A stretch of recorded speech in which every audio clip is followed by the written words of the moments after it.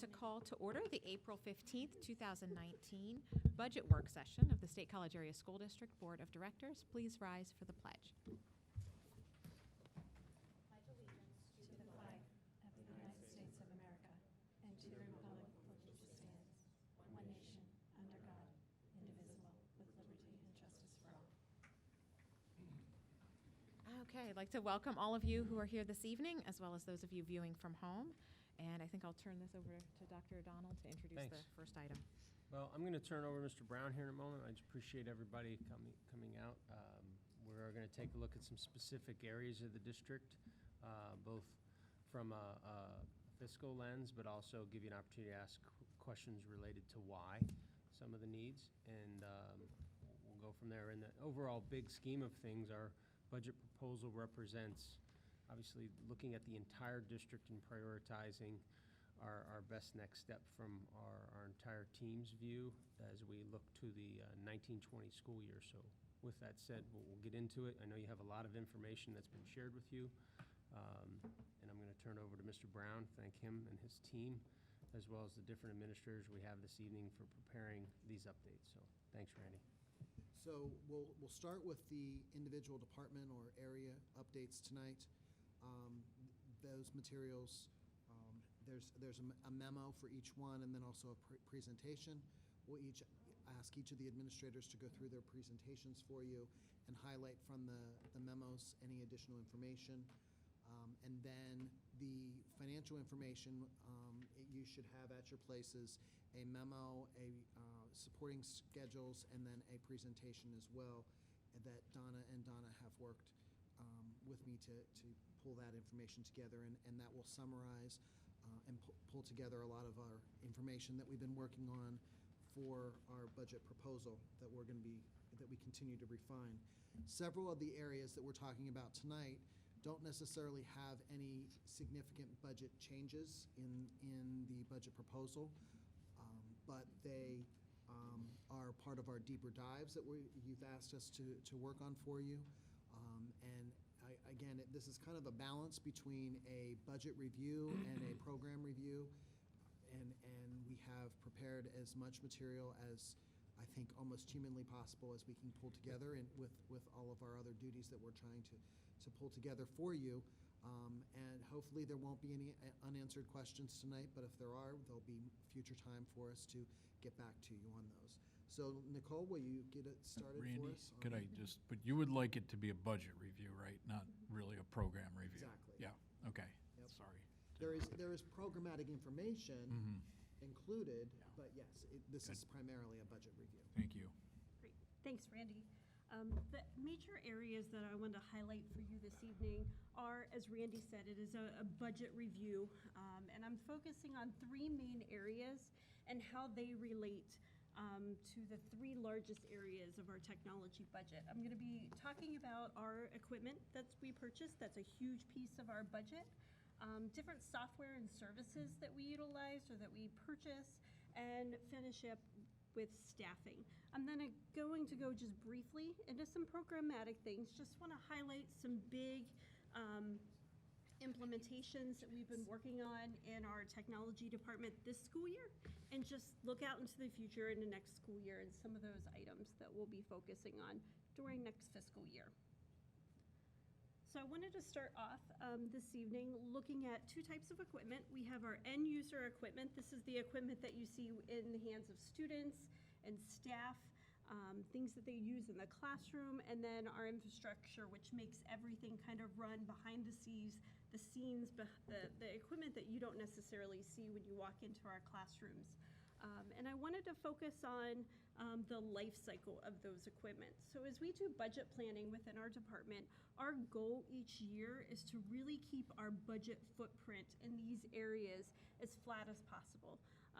We look at life cycling equipment in order. Our goal is to keep that footprint the same each year, so we don't have peaks and valleys each year.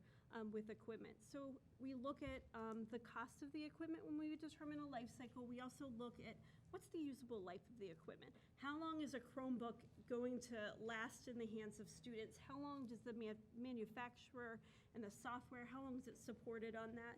And the same thing with the infrastructure. We look at how long security updates are sent to those devices, and how long they're supported by the manufacturer. So just to highlight some of the technology that's in use in our classroom, one that we see most often is our student Chromebooks.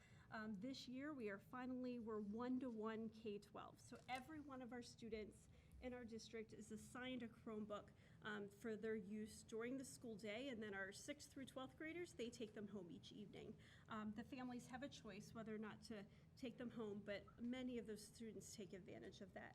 And we budget and we plan for those devices to last us approximately 5 years. And those devices and the length of using them looks different depending upon what grade level you may see. So for example, a 5th grader gets a new Chromebook and they keep that same device from 5th, 6th, 7th, and 8th grade. And then our 9th graders get new Chromebooks and they carry those through them in high school. So it builds a lot of ownership with the devices. This is my device. I'm gonna care for it. I'm gonna have the same device for all 4 years. And then that 5th year, we utilize those as mostly repair spares.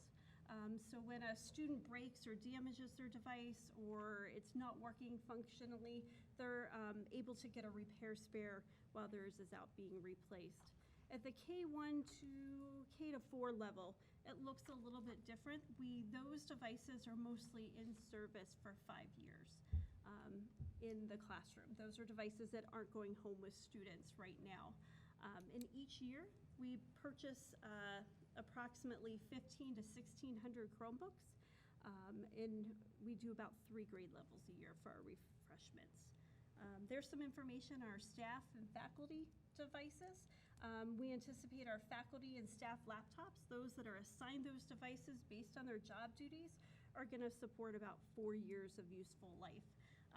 After they're done with their useful life, we take those and we actually are putting them in our high schools and middle schools because we know that 95% of the time kids can do what they need to do on their Chromebooks, but for those 1 or 2 things that they need, whether it's a special project or a classroom is doing something, they have the ability to check out MacBooks. And that's where our MacBooks go after they're used by teachers. And as you can see, there's some other equipment and what we plan for their life and replacements. And our switch, oh, that's fine. Nope, it's just, I have on there the infrastructure as well, the stuff behind the walls. Thanks, Donna. So the next area that I wanted to highlight is just a few of the services and software. This is another large chunk of money that we spend in our budget each year. And the one thing that when we look at what we purchase, the needs of what we do or what we purchase in technology really needs to be responsive to 2 things. It needs to be responsive to the operational functions of the school district. What do we need to function operationally? Both software for departments, software for administrative functions, but also how do we, what are our needs in the classroom? For example, internet bandwidth is the one that over the course of the past 5 years, we have increased our internet bandwidth speed tremendously each year, or each contract that we've had with our vendor. And really that's in response to having more student devices in the schools and really what our schools and students are doing on those devices. Are they streaming more media? That requires a little bit more bandwidth. So that's one area that's a huge chunk of our budget and one that we're really responsive to what's happening in our schools. The wide area network, that's another large portion, and that's a contract that you guys approve about once every 5 years that we've been doing that contract, and that's what makes the internet travel from each one of our buildings. Some of the other softwares are financial, our student information system software. We have our learning management system. That's another large purchase that's been implemented in grades 6 through 12. And then some other softwares are frontline products. Those are where we use to manage our subs and staff absences, employee evaluations are done in a frontline project. And then the last two is Jira and FileWave. Those are some tools that we use internally as device management platforms. And our help desk ticketing system and knowledge base site is in the product Jira. So those are just some of the software and services that we're using within our department each year.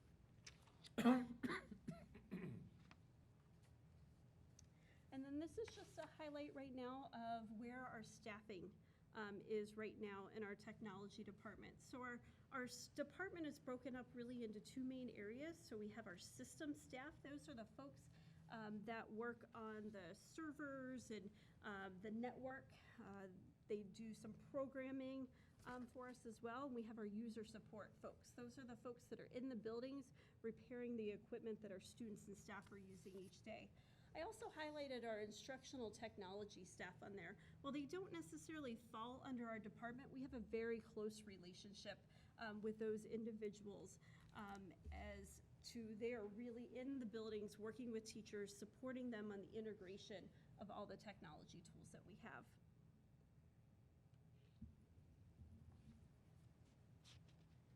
And then I just wanted to finish up with a couple of the implementations that we've been working on this year. As I said earlier, we are now one-to-one in all of our classrooms, and that's really exciting. And one thing that I'm really excited about with it, we've been able to do it within our current budget footprint. We've never had to increase the amount of money that we're spending on student devices each year. In fact, we've actually been able to spend less money on student devices because we make choices to utilize the Chromebooks, which have saved us money over the shared iPads or the shared laptops that we were previously doing. So that's really neat to see what the possibilities are within the classroom because of the access to devices. We're now in our second year of our Canvas Learning Management System implementation. Right now, our high school is in their second year, so we have a second group of teachers that have begun utilizing Canvas this year. And then next year, all of our high school teachers will be using Canvas at least to have their syllabus and their assignments in the platform. Our middle schools are just starting with an early adopter group who are starting to use the tool with their students this year. We just wrapped up our eSchool business process review. We did one earlier this year with our financial package where we had to do upgrades to the software. We're currently in the process of upgrading our student information system package to ensure that it's compliant with state reporting. And we've just concluded the business process review where we had some folks from PowerSchool, that's our vendor, come and look under the hood to have conversations with us about what do your processes look for scheduling, registration, report cards, attendance, behavior, discipline, gathering of student information. And today we just met with them to give us some feedback on how we can improve our practice as well as utilize the software to the fullest potential, because that's a huge financial investment and people investment that we've made into the implementation. During this school year, we replaced Wi-Fi access points at 3 of our elementary schools to make sure that they were up to date and can support all the technology that we're using. We added and upgraded visitor door entry systems in nearly all of the schools. The ones that aren't getting, no longer being used in the construction projects, but we've added and upgraded the entry system to keyless access systems, and some video intercom systems just to improve security and safety. We implemented and continued the implementation of a new help desk ticketing system. Our old ticketing system was in another program that's no longer being supported by a lot of the tools that we're using. So we're using a product called Jira, where all of our users have the opportunity to, through web-based tools, enter their technology needs. They can still call our help desk and we enter those tickets for them, but it provides them with a tool to be able to manage and communicate directly with the IT personnel that's supporting them in their buildings. And part of that JIRA ticketing system is a new knowledge-based site. So we've been building out that knowledge-based site as a way to provide students, parents, and employees with access to if this isn't working, what can I try? Or how do I do this on this piece of technology? And it's become a site that's been used quite a bit. One of the largest projects that our IT department is embarking on right now is the movement of some of the information management tools. We are currently using FileMaker Pro. It's a database software program to manage a lot of student information and a lot of other tasks that we use throughout the district. And unfortunately, that platform is no longer compatible with some of the newer end user devices that we're using, nor is it compatible with our new upgraded student information system that we'll be using. So we've been exploring other possibilities to maintain that data and share it out with all of our users. So that's been a huge project. And I guess an even bigger project this year, as you all know, are the construction projects.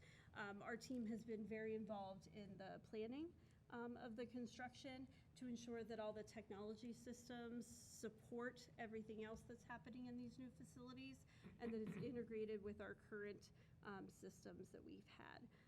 So that's been a huge thing that we've been working on this year, and we'll finish up this summer. And then to finishing out, these are kind of some of the big rocks that are on our radar for this upcoming fiscal year. We're going to continue with working on security by adding additional cameras and door access controls in buildings that don't have them. We want to make sure that we cover all external entries on our elementary schools, so that's a big project that we have coming up. We're exploring the possibility and hopefully possible implementation of outdoor Wi-Fi at all of our schools. The playgrounds are now becoming learning spaces, and with our students all having their devices, the outdoor Wi-Fi will really expand their learning opportunities in those new playground spaces that we're building at the elementary schools, as well as some of our schools don't have really good cellular coverage on the outside, and that always poses a safety risk. So we've invested heavily in some Wi-Fi voice over IP phones that connect to our phone network, and the outdoor Wi-Fi will be able to improve safety and security in our buildings as well.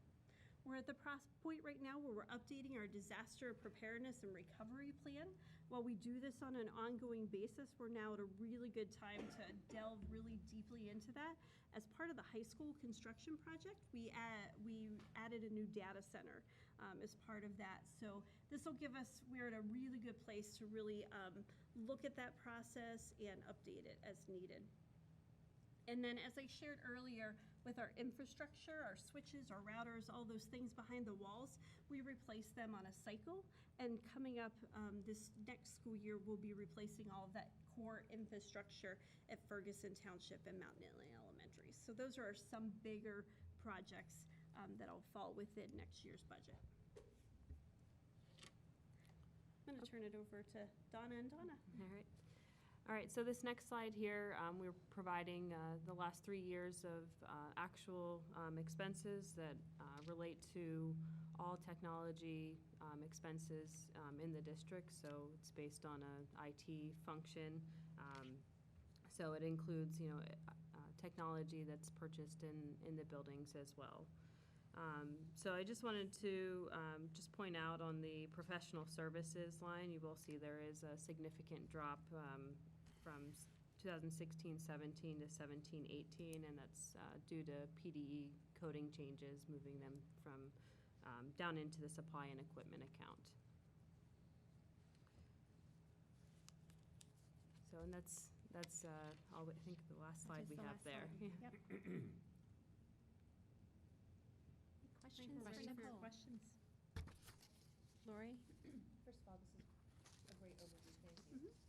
My question is probably super basic, I Okay. apologize, but, so we have a cycle for all of these things, which is great. Yes. Flat footprint, all that stuff. Regarding Chromebooks, is there a regular assessment about how they're working and if there's a better option for those? You mean a better option for make and model of the Chromebook? Or, you know, is there something besides a Chromebook that might be a more useful tool that doesn't have some of the issues that Chromebooks might have? I'm just saying generally, is there just an eye out for a better product? There's always an eye out for a better product. In fact, just a couple of years ago, we were using Android tablets in our kindergarten, first and second grade classes. We made the move from iPads because they were very difficult to use in a shared environment because we were at a 2-to-1 ratio of devices for kindergarten through second grade students. So at that point, we moved to Android tablets. While it didn't offer the best robust apps, the App Store wasn't as developed as the Apple App Store, but we were able to move to one-to-one during that time because of the cost. And we struggled over the course of 2 years that we used those devices. Both management, they weren't working well for the teachers in the classroom. So we brought a group of teachers together and we talked about the challenges we were facing. We talked about the needs that we had. We talked about the current budget that we had allocated for student devices. And that's where we decided to move the K through 2 students to Chromebooks. So we do that on a regular basis. So not only looking at the tool, but we also look at the make and the model of the Chromebook. One thing that came out of the teacher group is that the K-1-2, especially with students and their fine motor skills, having a device where the kids could touch, just like a tablet, was really important to them.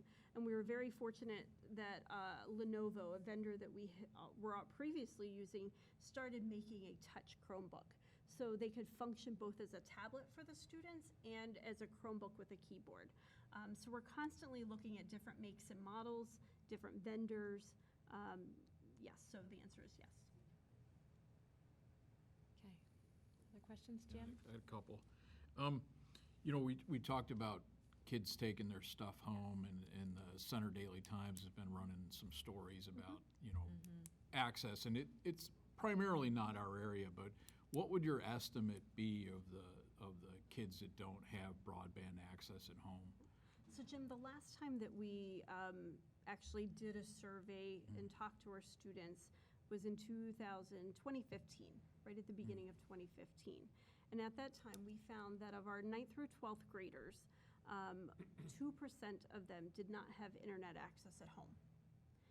So that was a number of years ago, and we know it's time that we need to look at that again.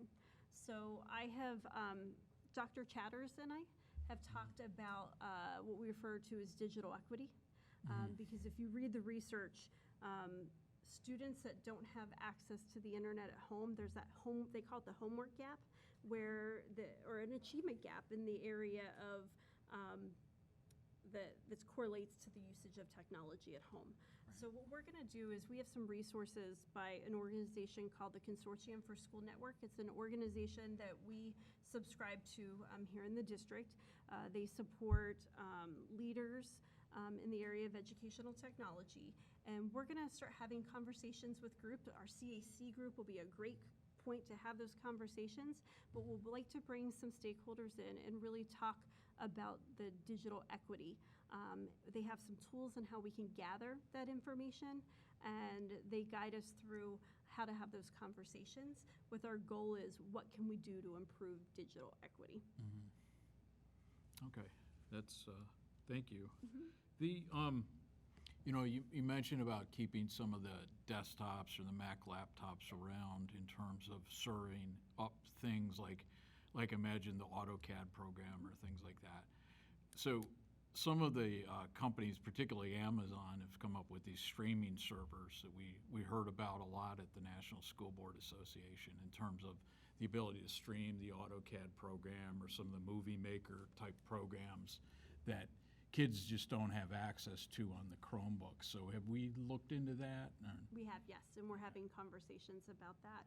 And right now, in a lot of our technology education classrooms, we actually have labs set up in those Right. classrooms that have really high-powered Windows machine that run those software. But we have had multiple conversations and have plans in place to provide as much as we can through the cloud, such as you mentioned. Yeah, because I saw a school district out on Long Island that had a lot of success doing that. So they were probably on the beta program. Yep, it's on our radar. Okay, and then the final thing, so we bought Decision Ed about Yes. 2.5 years ago, right? And so we still have yet to fully develop that, or are Nope, we? it's fully we're doing- developed and okay. we are using it quite a bit. Okay. This school year, we focused on rolling it out to administrators, counselors, psychologists, and we have our gifted teachers are in the software using it right now. So we have dashboards built for administrators, and they're running those to query reports. One of the groups that use it the most are the psychologists.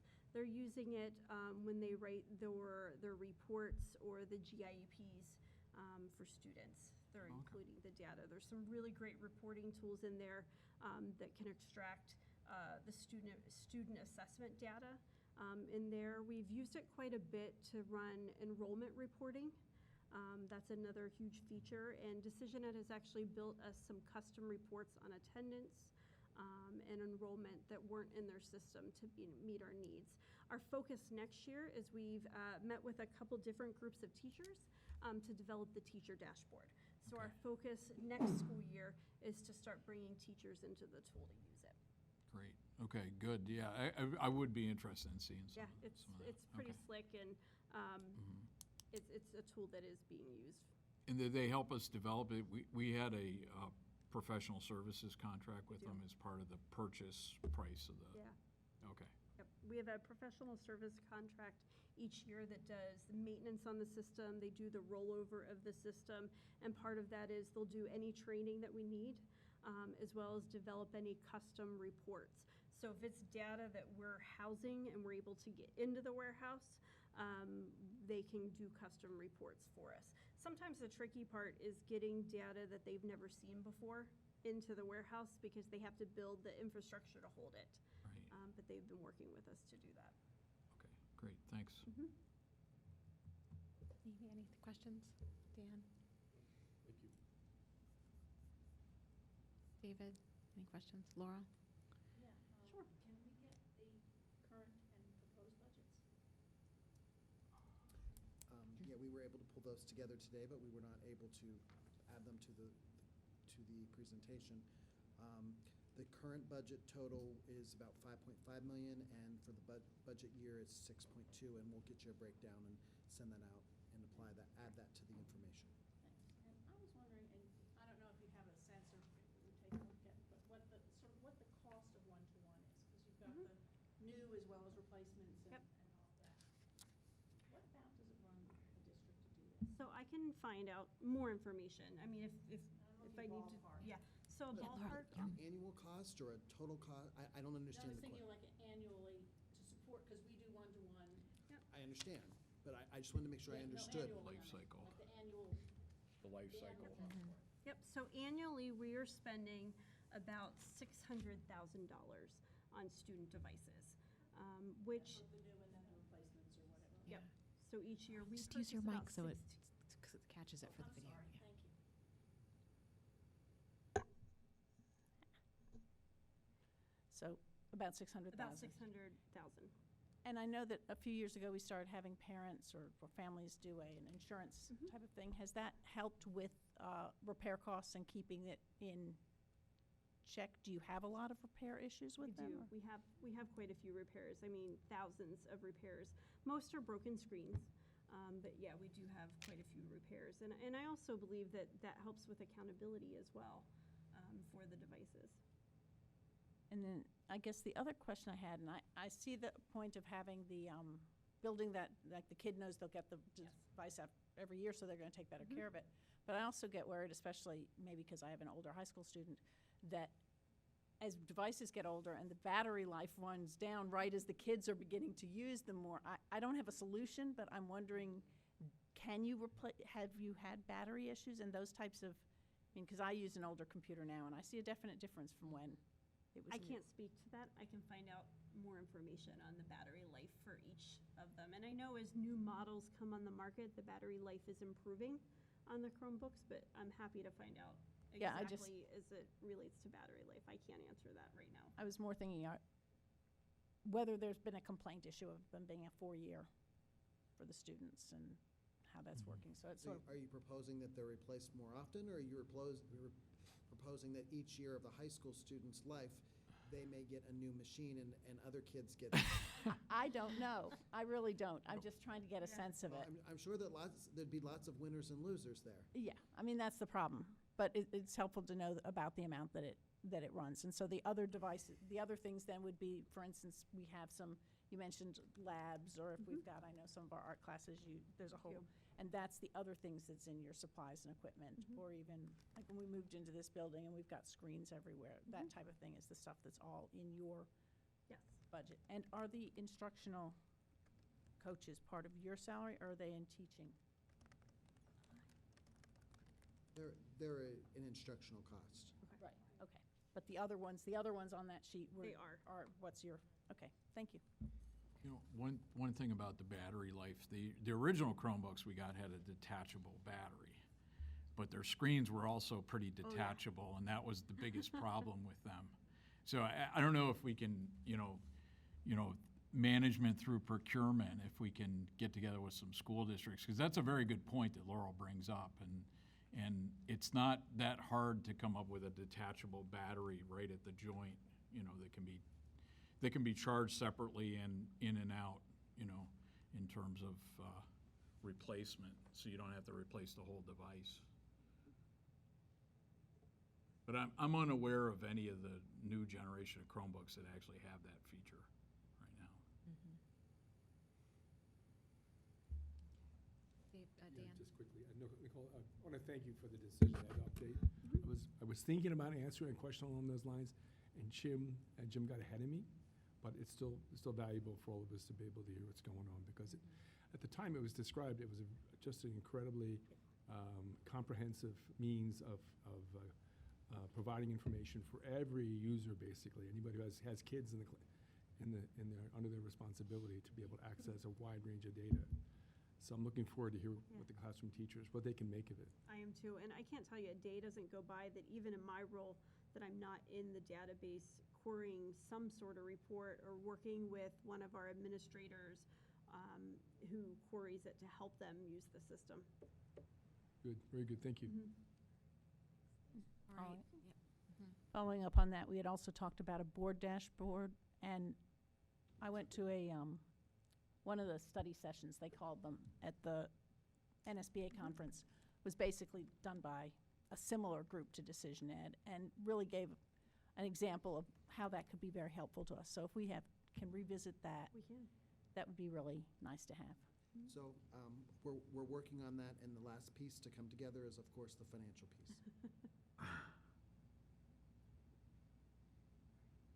Okay, thank you. Thanks. Thanks, Nicole. Okay, Okay, John? so I'm sorry, not John. Christina? Christina and crew. Sorry, John. Like whack-a-mole.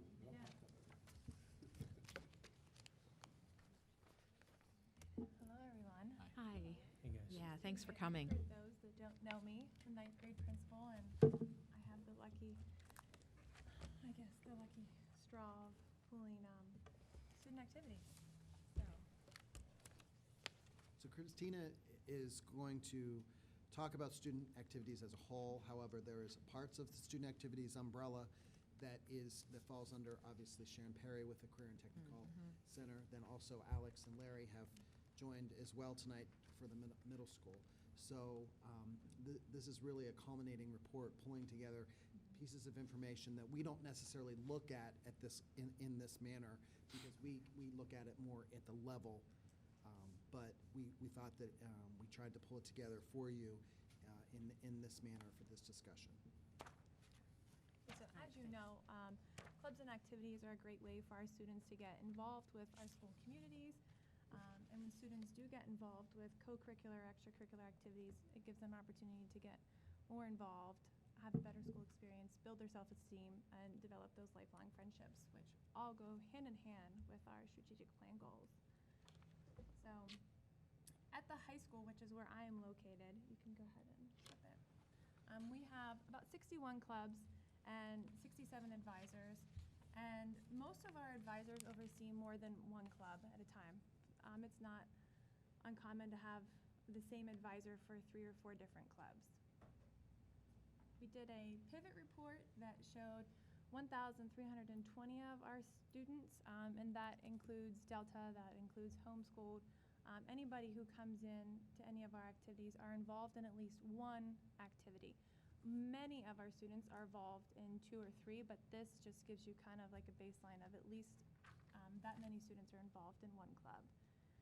And our fitness center, which falls under the activities budget, but isn't technically a club, we have about 1,800 students that filter through there after school in a month's time. It's used all day long for curricular, and then our athletics use it after school, but then students who are certified to use the fitness center also go in and use that time after school. So Christina, does that 1,800 also include the athletes that use it after Yes. school? So we don't know how many are non-athlete students that use it?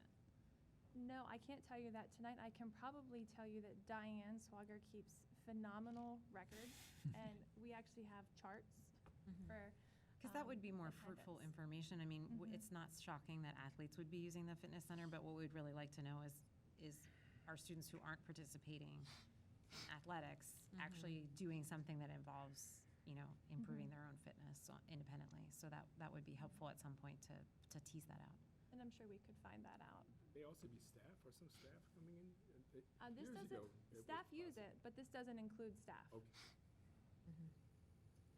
And at our middle schools, each middle school have their own clubs and activities that they offer. At Park Forest, they offer 24 clubs, and approximately 410 students participate in at least one of those clubs. And similar, at Mount Nittany, they have 25 clubs with 440 students participating in their clubs or activities. The elementary level, their clubs are mostly music-based, and they have 958 4th and 5th graders that participate in band, orchestra, and chorus. And intramurals were under the athletic Correct. update. Yes. Though we have the non-PIAA club sports, so we have ice hockey and rugby, and the majorettes and band fall under that as well. But IMBA or is that athletics? That's athletics. It's athletics. so now the Donnas will speak about expenses. Okay, so once again, we have our 3 years of historical actuals. You have 571,000 in 15-16, 613,000 in 16-17, and about 617,000 in 17-18. Year to year, the majority of the increases in student activities are primarily the salary and benefits for the advisors. And this schedule does include advisors at the elementary and secondary level, in addition to any chaperones that may be participating in any of the student activity trips. I also wanted to point out that this schedule above is just our general fund allocation for student activity.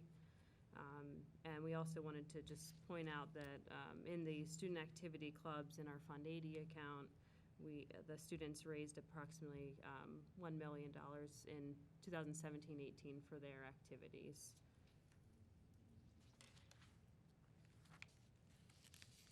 Okay, so this next schedule here, the first section, this is for the 19-20 budget allocation. And actually, before I go into this detail, I just wanted to point out the budget allotment in regards to our last conversation with the other, with technology. The 18-19 budget allotment was $627,000, and then the 19-20 budget allotment is $918,000, and we'll get into what that increase is here in just a second. The 1920 student activity budget allocation, the first section here, the 480, oh, we lost our screen. Oops. There you go. There we go, sorry about that. The 485,000 is, once again, the contractual salary and benefits for the advisors at the elementary and secondary levels. And the next section we have here is the allocation of the student activity funds. And I just want to focus on the first 7 that are there, music through Science Bowl, or actually Fitness Center as well. These allocations are kind of just based on historical allocations that the school district has had over time.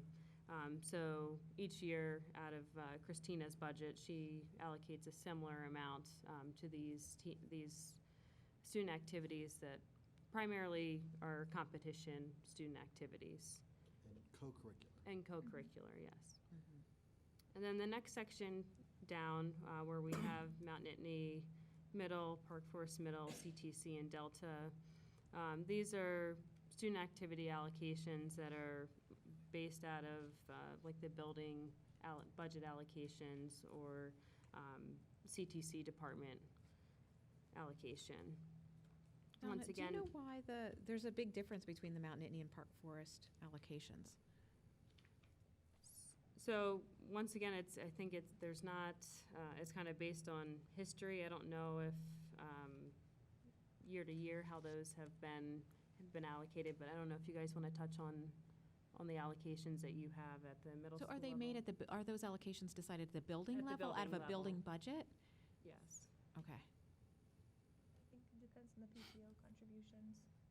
They could be different based off of schools. too. I'm sorry, can't hear you. The PTO contributions at each of the schools, sometimes the PTOs will provide funds for the trips, and it could be different from one school to the other based Well, off of we're the not- PTO. Okay. But we're not including field trips in here. You're talking about like activities trips.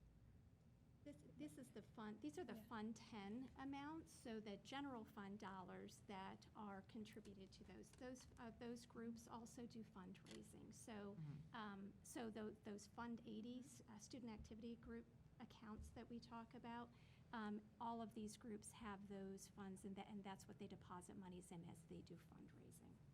So like at the middle schools, the yellow team, the blue team, our 6th grade teams, both of them have those accounts where the student activities come, and most of that is going towards their field trips. Okay. So, I'm not sure I understand. So is the 9,885 and the 13,000 that are in each of these columns, are those entirely school district allocated, or is that a combination of school district funds going towards those and fundraising that may have happened at the school level or PTO funds? Keep in mind, this is the 1920 allocation, so it would be the budget dollars at the Fund 10 budget dollars. So then, I'm still not sure why there's such a large difference in what we're allocating. This sounds like this is what we're allocating from the district towards these then. We can look into this, but what I think the difference is that Park Forest historically, I think, has allocated less for field trips, where our PTSO has allocated more for field trips. So that's why their amount would be more, because they're paying more out of the district towards the field trips, while our PTSO see. kicks back more for the Covering field more of trips. it. Does that make sense? Interesting, okay. So this doesn't include the PTO money?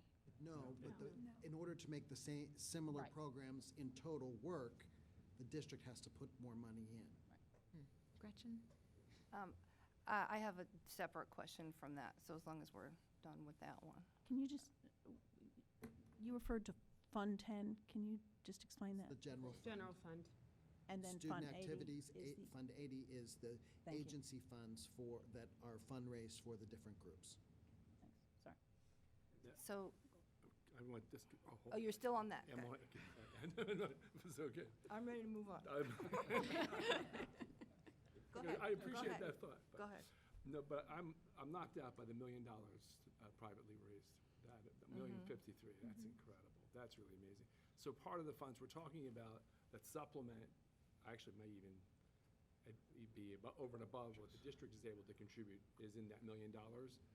So when we see, for example, for out-of-district travel, we see how much did the district contribute, how much came from booster clubs and so on. That amount of money, those portions, if you add them all up, wind up with that $1 million figure, roughly speaking. Some, because if it's an athletic booster, it would not be in there, correct? Okay. The only booster from here would be like your band booster or the PTOs. Okay, all right, so, but that's, all right, so the $1 million covers a wide range, not necessarily represented by the student activity Correct. budget we're looking at right now. Great, Correct. thank you. Thanks very much. Okay, sorry. Okay. So my question is, Thanks for reading. does this include extra duty, extra pay? Like, for example, band, choir, orchestra, 4th, 5th grade. Does this include that? Correct. Yes. Got it, thanks. Okay, so then going down to the next section here, for the 2019 budget additions, 1920 budget additions, which is in our overall memo, is the grand piano, which is a non-recurring of $130,000. The band uniforms is also non-recurring, $100,000, and that is net of any of the foundation contribution. And then finally, we have the fitness center equipment replacement plan, 4 to 5 year replacement plan of about $40,000, bringing us to the total of $918,000. So Donna, Lori had a question. I'm sorry. Yeah. is the fitness center allocation then in the first section, is that to staff the center after hours, then So- that 12,000? Historically, that has been kind of like repairs of the Okay. current equipment. We do expect there to, because it is a phased replacement plan, that there will be some, continued repairs that are required. So that's what that allocation is. The fitness center staffing comes out of the staffing budget. Okay. It doesn't come out of the 12,000. That's primarily for repairs, general maintenance, replacement. Okay. Lori? So I had a question about how many clubs we are actually allowed to Have, or the kids are allowed to have. Isabel Snyder sent me a message asking, does consolidation or elimination of clubs free up space for new club formation? Because she noticed that thespian, stage crew, and other clubs were combined into one. Does the number of students in a club affect the kind of funding they get? How do you, I have a bunch of questions, I guess. And how do you know how many kids are in a club? So for example, Student Leadership Council actually has 114 members and it's listed as 50. So how do we make sense of all of this and make room for everybody? Okay. It's very intricate. So we'll start from the first question. Yes. Our clubs they have to keep minutes, and at their minutes determines their attendance, the duration, the frequency of their meetings, and if they decide to do anything, they decide to fundraise or to spend any money. And they share those rosters with us as well as the minutes.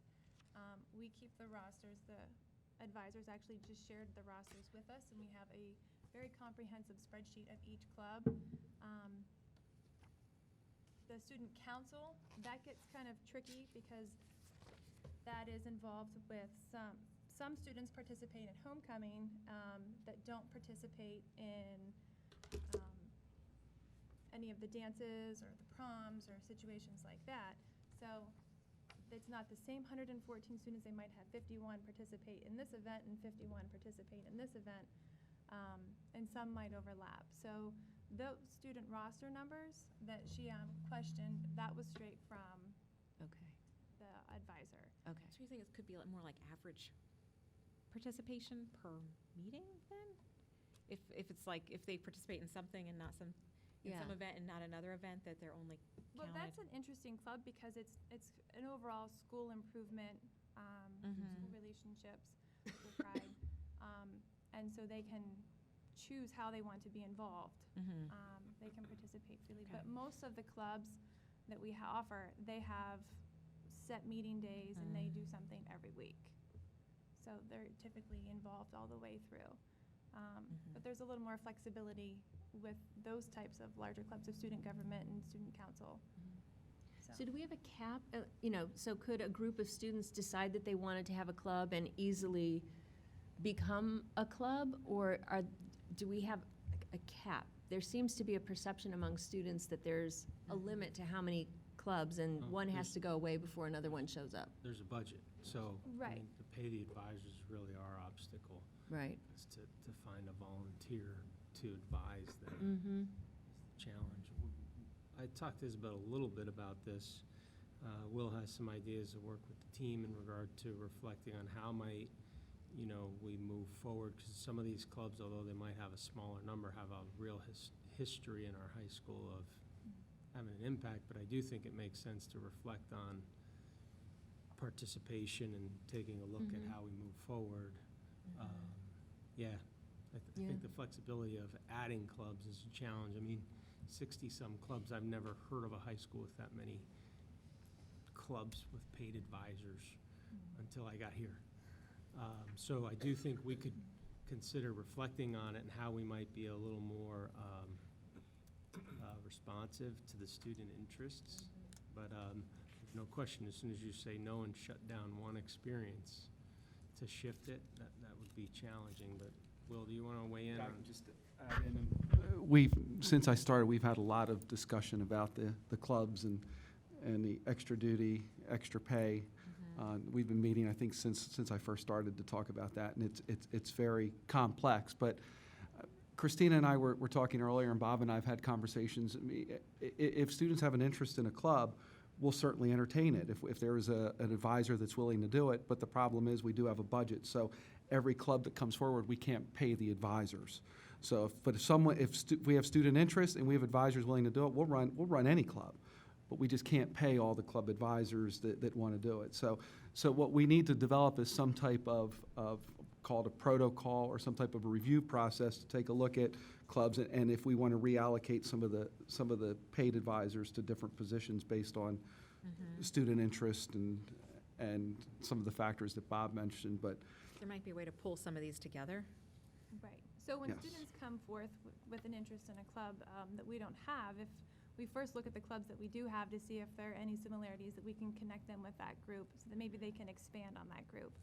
If they don't, then we kind of have a little bit of a process where they come, we meet, we talk about the club to make sure that it's appropriate for school, that they have a teacher willing to act as their advisor on a volunteer basis. And we ask that we have about 10 kids that are at least interested to hold this and that we have a space for them.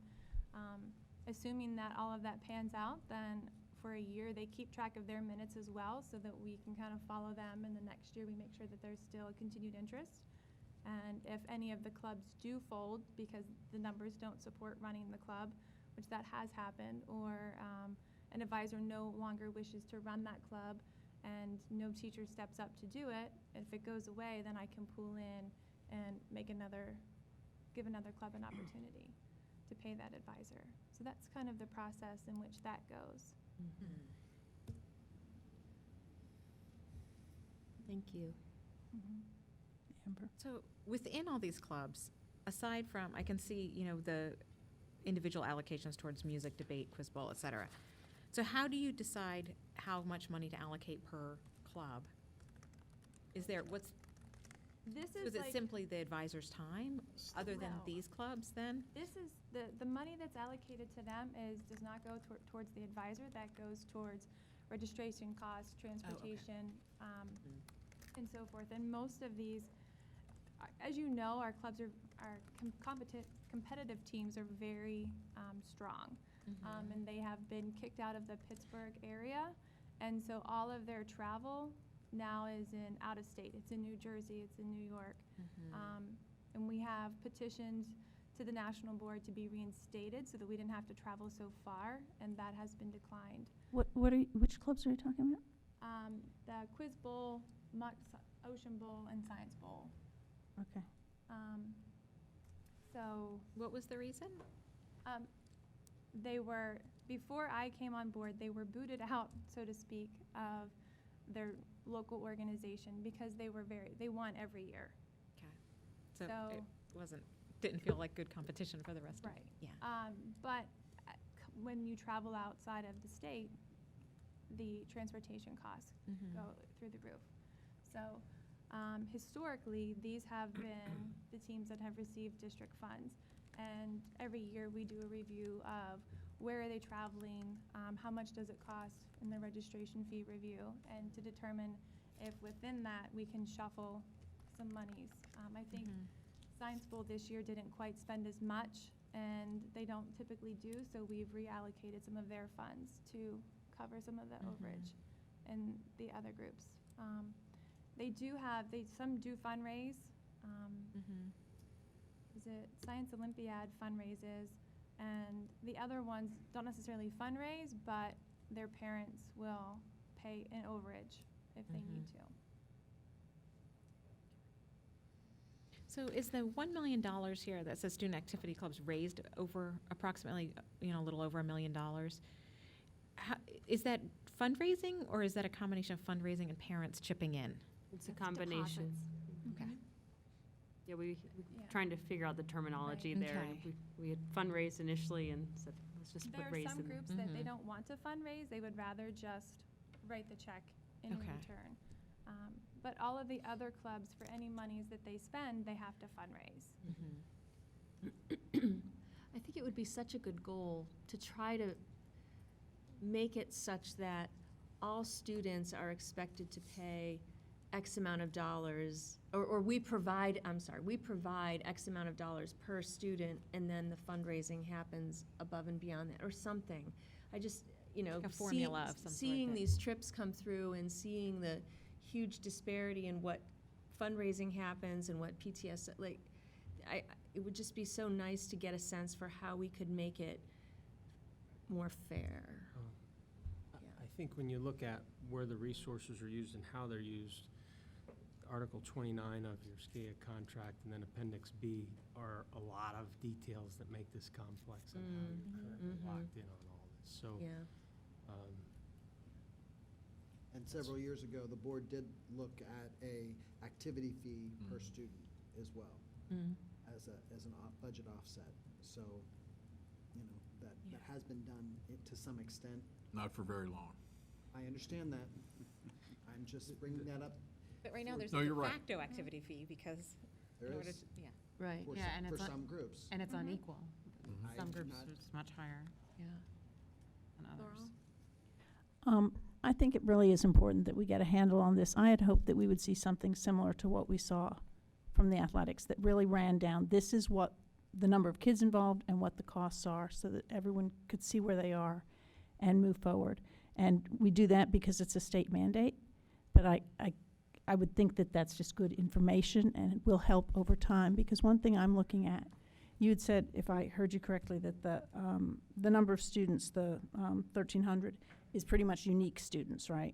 So some of those kids are involved in everything, but at least that many of our students are involved And at least one. in at least one. But at the same time, when we look at our strategic plan, the previous strategic plan had a goal that 95% of our students would be involved in at least one extracurricular, which would include, I think, at least I assume that was athletics as well. And this one, I don't know that we've set the goal, but that is one of the percentages we're supposed to look at. So if anything, we're in one of these dilemmas. We really should be pushing kids to be doing more. And that's going to cost money. And to do it equitably, we've got to figure out what. So I think it's strategically very important that we have a better understanding of what's involved, what the costs are, how they're determined, including history. And, a club can go up and down, and you shouldn't cut them off because they have a bad year. But at the same time, I've heard concerns about as a club grows and the stipend for assisting with that club maybe doesn't grow as fast, or there are many more hours, and some clubs have more hours and less hours. And getting an understanding of this, I think, in order to meet the goals we've set, is really critical. So you're 100% correct. The Act 82 report for athletics is a state mandate. There is no state mandate for this, for the other activities here.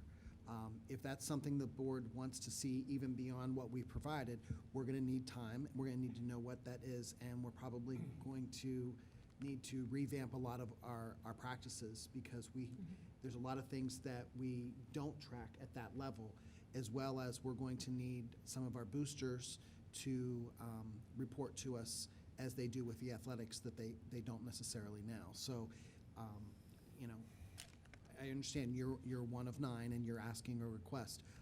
I need, if this is something that the rest of the board wants to see, then we need to have some additional discussions and direction.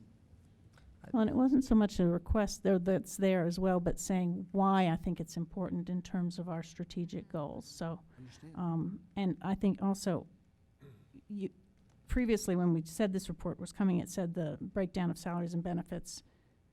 And I'm checking that that's what is basically in the, when it says student activity contractual and operating funds, that's the salaries and benefits for the advisors for these Yes, clubs, pretty much. I do have it broken down based from elementary, middle, and high school, because in this report, they're all combined. I would just add, one of the things that I've found in my experience, that typically this is kind of an afterthought. You go through the CBA and the negotiations, and then that gets done, and we're like, oh, we forgot to talk about that, and then it just gets pushed down and pushed down and pushed down and pushed down. So what I think may need to happen, this may need to become a priority that we're looking at before we get into negotiations, so we have a plan moving forward, as opposed to just pushing it down the pike, and that's what I've seen in a lot of other districts. I think the key, Laura, that you bring up is participation. I think we want students to have opportunities where they want to be. You know, interestingly, this Thursday, student leadership asked me if we could have on your work session a conversation about stress and overload. In particular, 2 student leaders talked about their challenges to say no because of how much pressure they feel in our high school. So I think it'd be interesting to hear from students about their daily lives. And you know, my conversation with students after I hear it, and I shared this with Amber, and when a student says, well, I have a goal to go to this elite university, but then I'm stressed out with the plan to get there. So I think we need to help, you know, understand students and where they're coming from on the stressors, but also I do think, you know, a reasonable amount of engagement outside the classroom, I think, is our desire. We know there's some students that are involved in, you know, multiple athletic experiences as well as multiple club experiences on top of that, and I think the overload piece can occur for some of our kids. But there's no question when we look at the club experience, no matter how we choose to roll forward, whether it's contracts or people that are, you know, graciously raising money for student experiences, I think where we know we have a lot less experiences are at the middle level than the high school. So, you know, from a big picture standpoint and looking at the journey of kids, there's no question, I think, as we look at the middle level and the engagement there outside the classroom, I think if we're able to shift any type of experience or resourcing, I think there's definitely a lot less opportunity there.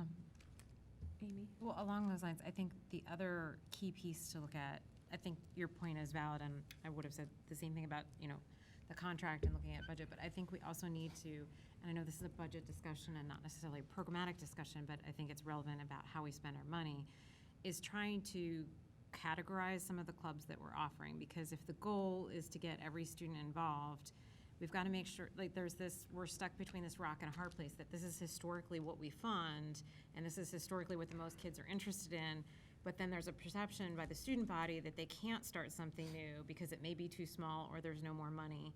And then we have kids who are disengaged who don't identify with any of potentially the clubs we're offering. And we have a really heavy weight on athletics and music in our district, which are great things, and we have a ton of students who are eager to participate in those. But then, you know, the goal of the strategic plan is to engage those kids that aren't engaging in the activities we already have. So I think it might be fruitful to try to categorize our, you know, we have some CTC programs, we have some arts and performance, we have music, and then, so what are, you know, those are some, you know, we all went to school, there's whatever label you want to use, jock, geek, you know, they're not helpful labels all the time, but some of those clubs fall in some of those silos, and so what are we offering for kids that don't feel like they fit in one of those categories? You know, like, at one point, you know, like, for example, you know, rock climbing became this really big thing, and my middle school kid was engaged in doing a lot at the Y, and they changed some of their programming. They didn't have enough volunteer support. The kids couldn't get belayed. They couldn't do it anymore. And then when he moved to high school, I looked in the outdoor club, but they don't really do that. They're doing camping or something else, and it kind of like fell apart. And I thought, oh, well, this would be a great thing. We have a rock climbing wall in our high school. Why don't we have a rock climbing club? Why aren't we doing that? But then there's this perception that there aren't these options available. So I think as we look at these breakdowns and how we fund things, we've also got to look at what types of opportunities we're offering, and also accept that if we're going to open the door for some, it will take time to build that participation. We can't offer something and think it's going to be jam-packed necessarily, or require that something is going to be jam-packed, because we know teenagers, like, they all follow their friends, and if no one is doing it yet, it will take time until a couple people start to do it. So those are all, I think, key considerations as we work towards what the goal of the strategic plan is. And I agree about the middle school, sorry, I'll be done in 2 seconds. I agree about the middle school thing, but I actually would argue that we have to start in 5th grade. Because of the way that SEAL has taken over the after-school, there used to be some opportunities at elementary for some after-school things, like there was the foreign language program that the university used to come down and run. There were a couple little things that happened after school for kids. And granted, a lot of times that was for our privileged kids who had stay-at-home parents, because, you know, a lot of our parents, 2 working parents, kids do SEAL, and they get a lot of opportunities there. But there aren't opportunities for 4th and 5th graders other than athletics at the IM level. And that if we want to get them engaged in middle school, they start developing those interests in 4th and 5th grade. So we've got to think of some seeds to plant, I think, a little bit in those areas if and when we can find the resources and the capacity. Sorry, I'm done. With the CAC for athletics, I know this is athletics and intramurals, but kind of going off of the comments we've been having about the middle school, I know one thing they're focusing on is that gap in 6th grade, really hitting that, because we have robust intramural volleyball and track in 4th and 5th grade, and then there's this really big lull in 6th grade, and then interscholastic athletics don't start until 7th grade, so we're trying to find stuff for kids, and I know that Lauren and Chris are really invested in that year, finding ways to tap into our coaches, our varsity coaches, to come out and give experiences for kids and stuff like that. So I've been really encouraged at the CAC work that they're doing with that. I think it's going to be really fruitful. I think that would help with some equity issues in terms of who's even has access to those interscholastic experiences if they haven't been in. How are students being recruited for those opportunities? How are kids who not otherwise be identified by, for example, by peers inviting peers to participate, for example? And that's who you wind up with in situations like that. How can we keep an eye open for the kid who's in the margin, who might not otherwise be involved? It might be a kid whose experience with, and whose family background is, so might not lend itself towards that kind of thing. I think this is what Lori was talking about earlier, and I think in terms, there's an embarrassment of riches in a sense over the number of clubs that are organized clubs that we have, 60-some, through that we have in the system already.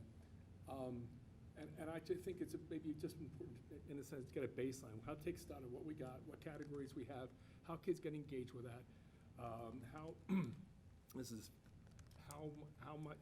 kids get opportunities for distant travel for that, and the requests that come to us versus for the kids who don't have that money out of pocket. How do we provide those opportunities? I think there's issues of equity in this, there's issues of providing appropriate experiences, issues of engagement and advocacy for kids who might not otherwise get involved. Making high school, and middle school and high school, maybe even 5th grade, a richer experience for a broader range of kids than those who might otherwise self-identify or identify because of their friendships. Just thinking out loud about this. But I think there might be a way to, in a sense, to go And I think it broader. needs to be a broader systematic. assessment. I do think as you look at what we have going on, especially at the high school level, a lot of those clubs come out of class experiences like the Auto Club, FBLA. So kids they're engaging with their teacher who's truly obviously promoting some of these things. And these are experiences where in many instances kids are taking trips to competitions and whatnot that they got connected to through their teacher. So I do think it is fairly complex with our daytime programming that all kids are involved in to some degree. So I think promoting and I know Sharon's on deck here, the CTC experiences are where kids, in many instances, get plugged into some of these, and I'd say they're co-curricular activities, but they're in here. So Thanks for clarifying that, Bob. I hadn't added that piece to the puzzle. it's a piece, but it could probably do a little better. Right, yeah, thank you. Gretchen? Yeah, I just had a quick thing, because Amy had mentioned there's not a lot of opportunity for fourth and fifth graders other than athletics, and I have also observed that. What's interesting, though, is that at a couple schools, like there's what is now Olympics of the Mind, I know they changed the name, and chess club, or I've heard those are the two examples I think off the top of my head. And I had sort of observed, wow, it kind of depends on where you live, whether you get opportunity to participate in that or not.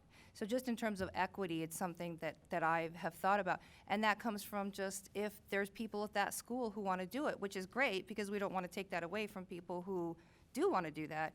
But it is sort of sad that it depends on what your address is, whether you get access to those opportunities or not. But if there was ways to know, if you're living somewhere else and you know if you be aware of those, then you're more likely to, try and start something in your school if you know what's happening. But we don't want to shut down volunteer No. opportunities, so that's a tough, I mean, right now, I do think Communication. that when I was speaking with Isabel, I was thinking of opportunities for student leadership to have a voice in, what do students think is a way to improve how we're doing things, because they have a lot of energy and they're very interested in impacting the experiences of students. So, as they consider their voice around improving the lives of all students, this is an area where I think they can, dig in and might come up with some ideas, maybe do a little homework. How do the Joneses do it? And there might be some pretty good ideas. So, building on what Dan had asked, I think we really need to grapple with how we're going to address the students who are not participating in anything. And first, we have to know who they are and why they're not, and if there's something they would participate in. But if we don't even know, so if we say that there's 1,300 kids, and I'm assuming that's 1,300 unique students, not necessarily, because many students are participating in multiple clubs here, who are participating, and maybe many of the, 1,000+ others who are in our high school in Delta are not. They may be in athletics and maybe not in one of these clubs, but how do we find out the kid? We have a spreadsheet that has the student name and number of every student in every club. Okay. All of those 61 clubs. Plus athletics or not? I don't have athletics, but Chris, We have I'm sure he has But it's that. possible to do, so we can identify kids who are not participating, and then we need to do something with that information. Nicole nodded. got it. So She has it the is, information. Yeah. it is something, obviously, as we look at our 6-year plan, we want to have we aspire to have every kid engaged in something outside of the classroom, even if it is co-curricular. There's no question when you look at what drives every student to want to be in school. I think that was espoused by the community efforts with the planning. So that's something we're working on, and we think we're in pretty good shape with the data. How we're going to use it to improve is. One question is, so do the advisors all get paid this, so athletics, we pay different amounts depending on the sport. Are advisors paid equally? Like if you advise one club, is it the same rate for everybody? I just don't even know that. It's in No. Appendix B of the contract. It's a what? It's not It's equal. fairly complex, Yeah, so that's where the historical data comes into play, where certain clubs, they're broken down by points. Certain clubs are 1 point, some are 3 points, some are 5 points. I have no formula that says this is how we got to that. And then every point has a value, and that's per their contract. So, Points are calculated based upon the amount of hours that were calculated at one point in time, and the number of student participants and things like that, At one point in time. at one point in time. And that's part of Appendix B to the association's contract. So as we're, these are things that we have grappled in my 14 years every year. Okay. So. It was like a time movement study I'd done once, again, kind of, Right. the outcome of that is like what you're left with right now. Right, and Will has mentioned different ways to look at this, but right now, Appendix B? Yeah. Thank you. regulates a large part of that. Okay, I haven't read that detailed or Nope, that's recalled, so fine. that's why I'm, So I just want to make sure I understand this clearly. So when you have provided this allocation of other student activity funds, and that's where you've got music, debate, quiz bowl, mock trial, et cetera, are those the only ones that are getting funding aside from the salaries for the advisors? Then on the rest of these, there's no district contribution towards operations. The only contribution they're getting is that they have an advisor who gets. Okay, Oh, okay, that's that's much helpful. more understandable then. yeah, that's helpful. When you say it that way, I understand that. Sometimes you have to repeat things. Yeah, well, I didn't quite, For me, No, I don't mean for you guys, I mean No, for all of us, too. yeah, It's well, I had so to ask the question a different way to. Comprehensive Yeah. and just intricate. That. Okay. All right. Amber. Laurel, yeah. Did I hear you correctly that the uniform, the band uniform that is after, so it's actually around 170,000, but the foundation is contributing substantially? Correct.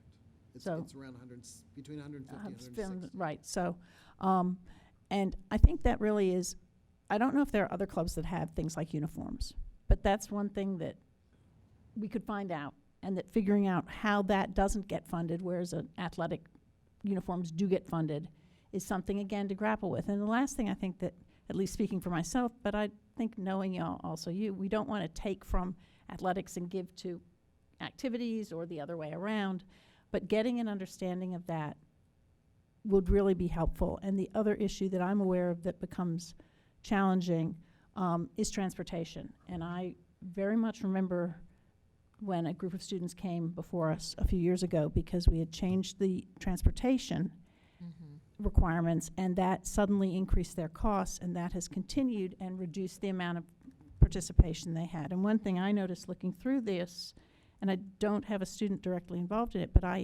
every place else I know of, Model UN goes on trips. Yeah. And they're not one of the ones up there. So I wonder how groups like that manage, or maybe maybe our Model UN doesn't go to other places, or it's all student paid.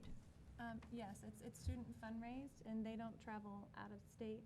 Typically, most of every single one of their competitions are out of state, where Model UN, most of theirs are within the Well, state.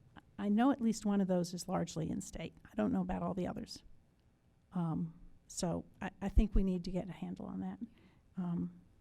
Yeah, I think what the process is for allocating funding is, And also where it's made, because you said like at Park Forest, some gets done versus Mount Nittany. So for me, it would be helpful to know where that decision is made and what the things that person is considering is. Like, are you considering, do we have clubs or do we have field trips, or are they different Well, pots? the field trip piece has been site-based, so it really hasn't been, we've gotten the curriculum department more involved in that and made some adjustments.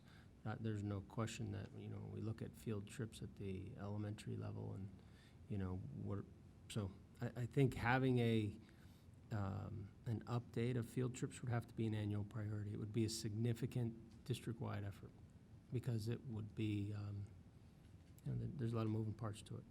There's no doubt. And to go back to your question about the athletics, you might want to go back to the night we talked about athletics, because we did talk about that and how there is a movement to make sure that not that athletics is treated exactly like marching band, as an example, but a lot of the uniforms in athletics, the cost can vary as well. But there is Chris has a goal of going through that and seeing who's contributing and what's being provided by the district, and making more of that an equitable environment as well. Yeah.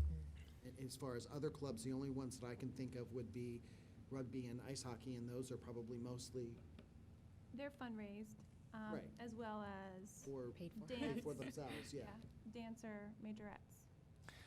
I think the cost increase, Laurel, that you referenced a few years ago, might have been 6 years ago now that I Something think, like that. really dealt with not having parents drive Right. students. And that was really, Randy, Yeah. do you remember when we made that change? I Yeah. think that's when we heard some We were still outcry in of Nittany, increases. so. Yes, and it 4 was or 5 packed. years ago. But it's had a long-term effect because that, when we say that, that obviously affects, the trips that can happen.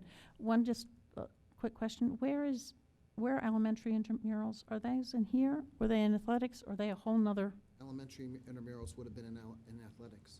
Yeah. Okay, so that's in that budget. Mhm. Okay. And just, there are decisions that have to be made each and every day so that you don't hear from different groups. So, meaning that if something changes with a transportation situation, the administration has to come up with funding so that there aren't unhappy people.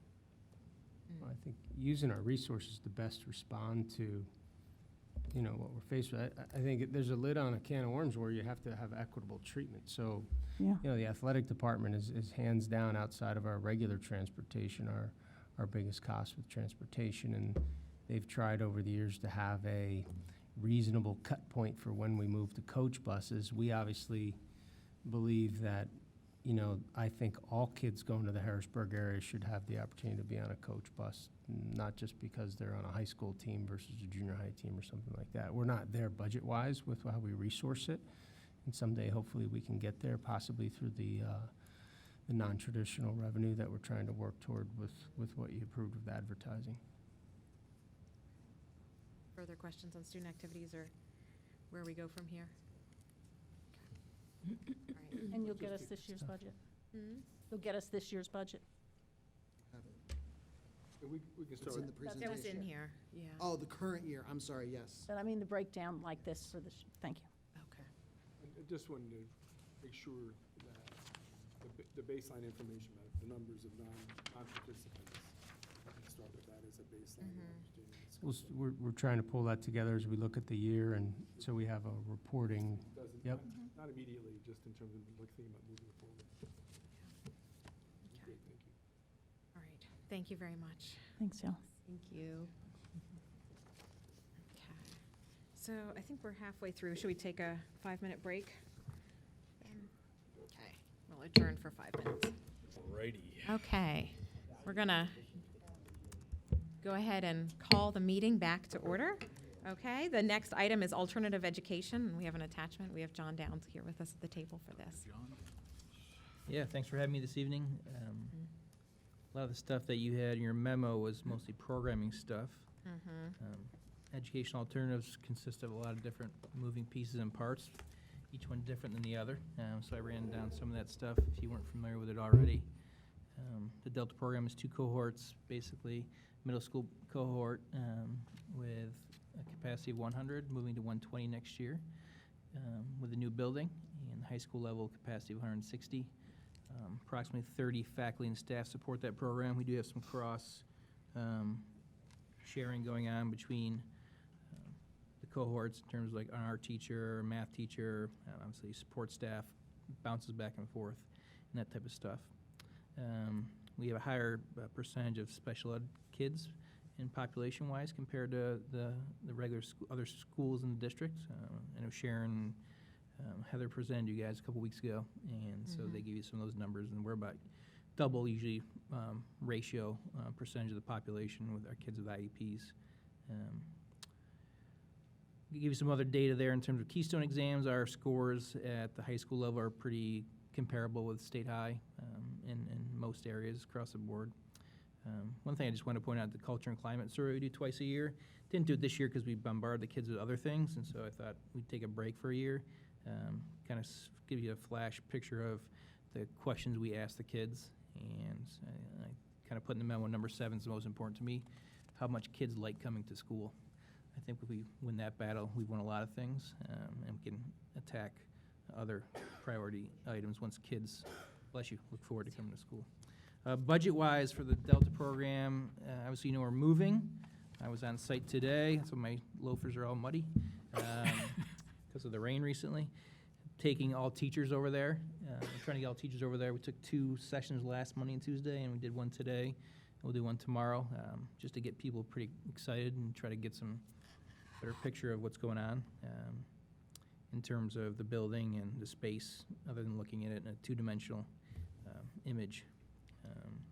We are getting some help from the high school next year in terms of a math teacher who'll help teaching a new course. So there might be some textbook costs involved in that. It depends on enrollment and interest in that class. We also, with adding 20 middle school kids, there'll be some equipment costs, but pretty minimal in terms of, general supplies and things of that sort. So, but yeah, we are moving, and so that's the biggest update. We're pretty excited and hope all goes well in terms of the date we can get in. But when we can get in, we'll get in. And we're just appreciative of the opportunity to have a new facility. And we're working on saying goodbye to our current facility with mixed emotions.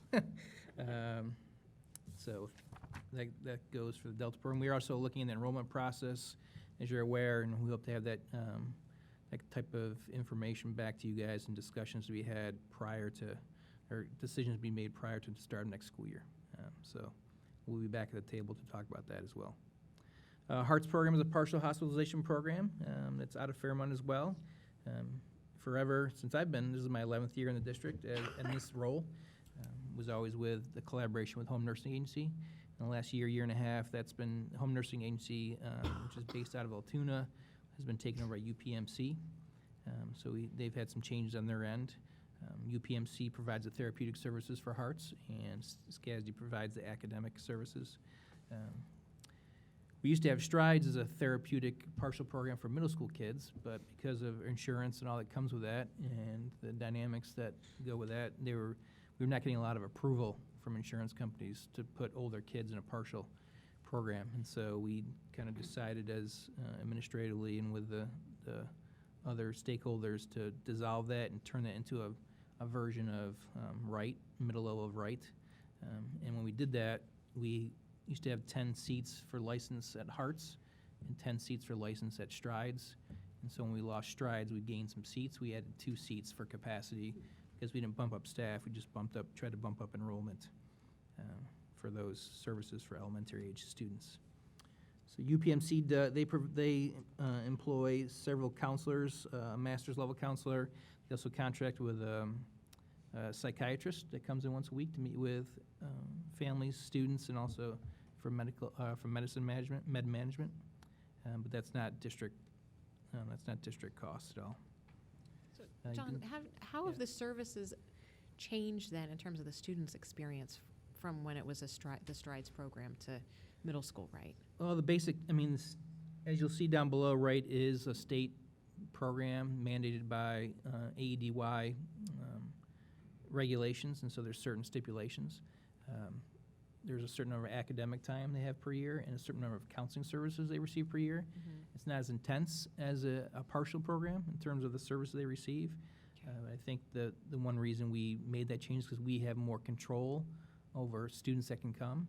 Mm-hmm. Before we were kind of handcuffed by insurance agencies, and so we didn't really have control over enrollment. So even if the district thought a student was qualified for the program, insurance would say no. The district still wanted that student to come, we'd have to pick up all the costs for the therapeutic services, which can be pretty expensive.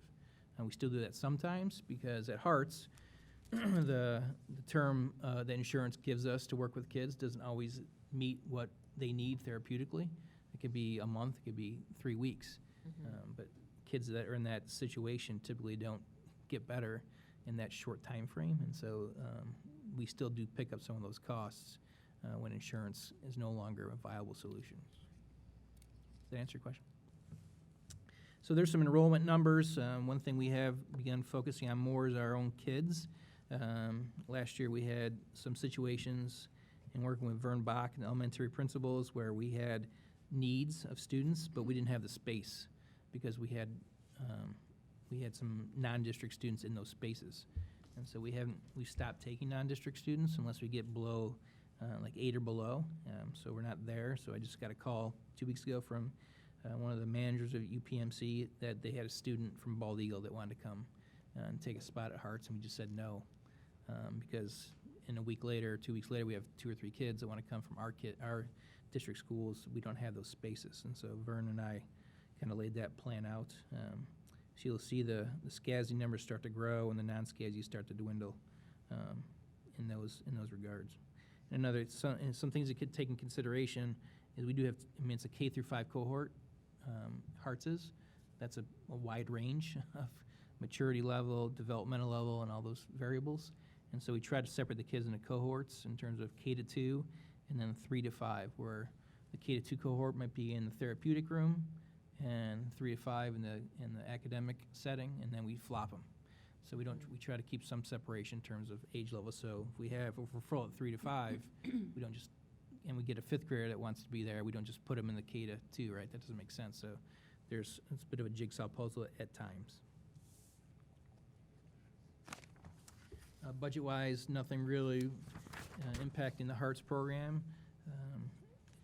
Like I said, we're sometimes in flux with insurance payments, and then if we run out of insurance funding, then we reach out to either Sharon Salter. Sometimes it's typically the go-to. If a student has an IEP, to see if they'll cover those costs. Updates for Hearts, we're just still at the table discussing where Hearts will be when Fairmont's no longer an option, and that goes the same for the Wright program. So moving down to the Wright program, so it is an ADY program. There are certain stipulations on that, and as I'm sure well aware, PD tends to change course and how they do things. So they're changing some standards for next year. We're still trying to iron those out and how they'll impact us. It shouldn't be significant by any stretch of the imagination, but we still have to meet those minimum standards since it is a state-mandated program. The numbers have been pretty consistent in Wright in the last several years, between around 21 average, and that's not all at a time. That's students served over that year. Our goal is to get the students back to their home school, whether it be one of the middle schools or State High or Delta. And so we have 16 currently enrolled. Typically, how it trends is the beginning of the year is pretty lower because things are just ramping up, and we try to get kids transitioned out at the end of the previous school year. But it usually ramps up depending on the activities that take place at State High and what's going on and those type of issues between November and February. And so we're at 16 currently. I didn't mention faculty and staff. At Hearts, we have 1 teacher and 2 paras. One of those paras serves as a transition para, so when a student transitions out back to their home school, we do it over a 2-week time frame where first week they'll go AM, Hearts, PM, homeschool, second week we'll flip-flop them, and that transition para usually goes with that student to help with that move back to their home school. And so that's what one of those paras roles is, and when they're not doing that, they work stations in the classroom. Wright currently has 3 teachers and 1 instructional para. We're examining staffing based upon numbers to see if we need more efficient in how we operate the program, and so that we're in process of doing that as we speak. Same thing with Wright about location, but unless something major changes in terms of maintaining compliance, then budget, there should be no budget needs. Any questions about Wright or Hearts? Okay. Virtual school. So this is the one that's really confusing sometimes. So the virtual school consists of 3 segments. I kind of pointed them out there. The Virtual Academy, you could consider those are full-time cyber kids. So they're kids that we try to keep in-house as opposed to going out to a cyber charter. We were as high as 53 this year. And right now I think we're at 47 as of when I wrote this up a few days ago. One thing that's changed this year, the last year and a half to 2 years, Jen Scudder has come on to help out with this, and one of the things she's done is create a classroom in the building where kids can come to. Sometimes that's an area of concern where parents don't want kids sitting home all day, and they want to get them out of the house for a variety of reasons. And so at any time we have between 3 to 8 students in that classroom. At this point, that classroom will be going to State High next year if things work according to plan. But that's changed the dynamic. It's changed the dynamic having Jen available to help, to meet with families, and maybe be more responsive, more hands on deck. And so I think that's has driven up our numbers a bit. So we're glad they're staying with us. I never feel that online learning is the best avenue for the most enriching experience, but in the world of school choice, it is what it is. The flex courses, these are the courses that have been around the longest, and so that revolves around the PE health and driver safety experiences. These are paid for by the family and students, and a lot of those costs are paid back to those teachers. They get paid per student at a rate in the contract. So that's been going on for quite a while now. And then hybrids, one with Jen being available now to help out with some of this stuff, has grown a little bit as well, where kids, whether it be health reasons, enrichment activities they're doing outside of school, we're offering for some kids, and it goes through unique cases typically, or some review by administration, online courses in combination with brick and mortar classes. In those circumstances, we do have to pay teachers of record that are supervising those students as well. And so there are the 18-19 numbers for you as they currently stand. And then flex courses are always around that. It used to be before, maybe we changed some things in terms of credits needed for graduation, in terms of virtual options during the school day. I think at any point we were up to between 800 and 900 registrations in the summer. That's typically our highest time in terms of registration. So those are registrations. Many kids double up, or some kids triple up. And so those aren't 633 kids, those are 633 registrations from classes. And then currently 7 hybrid students. And so the virtual school is staffed with myself and Jen Scudder, a technology coach. And then we employ SCAS as staff as teachers of record. Sometimes through a third party, we have to employ or pay for a fee for a teacher outside of SCASD to supervise a class, because that's what they require for a student to sign up for a certain elective online. And so we do that as well. So budget needs, that varies by the kids and what classes they want to sign up for. We have AP courses that kids typically take. Not typically take, but sometimes take, and there's a cost that is associated with them. Textbooks, we do have to pay for a teacher for those. Our long-term goal is to have every class within our own system. But that's pretty laborious, and so that is a long-term goal, but we're hoping to chip away at that and get that where it needs to be at some day, and ideally someday, but it's not a small task. So the budget could fluctuate any year depending on demand of students and what's requested. All right, thanks. That's all I have, really. Okay, we go around for questions. Dan? Hi, John. How you doing? I did. Good. This is helpful giving an overview. Oh. Of the moving parts of your department. I guess the question I have is about CEOLA, the IU courses. Suppose, I'm looking at the listings in the virtual school. My guess is it plugged in at where budget needs is located. Maybe I'm wrong. In terms of paying for teachers of record and textbooks as needed, are they the CEOLA related costs, or is it CEOLA fitting in someplace else in the virtual school? Do you have it? Yeah, that's what we're doing right now with CEOLA. Just Is it too early? Maybe it's maybe too, so- yeah, it's kind of too early. Right now, what we've agreed to is try CEOLA out for this second semester, Okay. which you guys approved that. And part of that is we have to pay them for teachers per class, per kid. We're trying to get teachers trained, our teachers trained to oversee CEOLA. And so we would not pay them. We'd have to come to some agreement with our teachers in terms of payment. We also, right now, pay Edgenuity. We're at the end of our three-year contract that ends in August. And so we're hoping that CEOLA is going to fit that need and move away from them. But interesting enough, CEOLA just picked up Edgenuity as one of their vendors. So we don't know where that's going to go. But yeah, we don't intend on paying two different third-party organizations for online classes. Our long-term planning around that is to develop, we want to be consistent with our contract and have our faculty members delivering the learning experiences for our students. And we're obviously not there, and you approved an MOU for us to get through the spring. We're going to return with a refinement of that for next year to continue moving forward.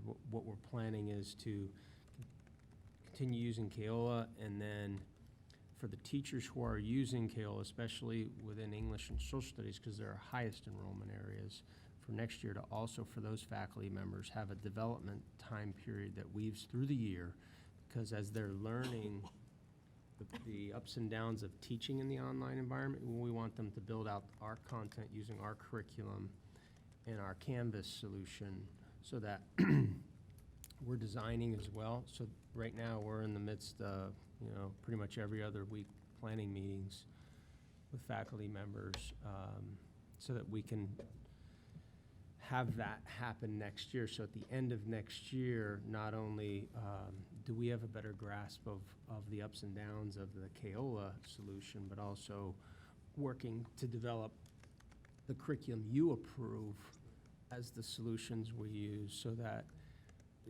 the students right now, the vast majority in the virtual school are students who have had truancy problems. There's some problems that they're, getting services for outside of our school. And what we believe our goal is to transition those students back. However, right now, to maintain them within the courses in which they're enrolled, there is a transition to the Keola experience. We'd like it to be a little more seamless. So as John said, it's not our ideal solution, but it might be an ideal solution for a student and their family, and for us to understand and get them the services they need, and then transition them back in. So that's my update. I was going to ask you to put it on a CCL agenda, but there you have it. Okay, Laura? It makes perfect sense to me. Whatever keeps us under our roof, so to speak, it keeps them engaged and keeps them identified with State College and State High is a great idea. I mean, that's so important. And not to mention the competition we have with this opportunity. So, I'll speak to that too, but no. We That also was actually my plan, question. Yeah. I couldn't remember, I think we've been told, but how many students do we have who are in cyber charters? Do you remember It's anyone about off the top? 50, isn't it? Okay. Do we know how many at the secondary level? Tell you in a second. Yeah, I just, while you were thinking about it, I was thinking, It'd be helpful to see the number Yeah. broken down by grade level. well, and what if they We- came back We in? do have through that. that It's mainly option. secondary.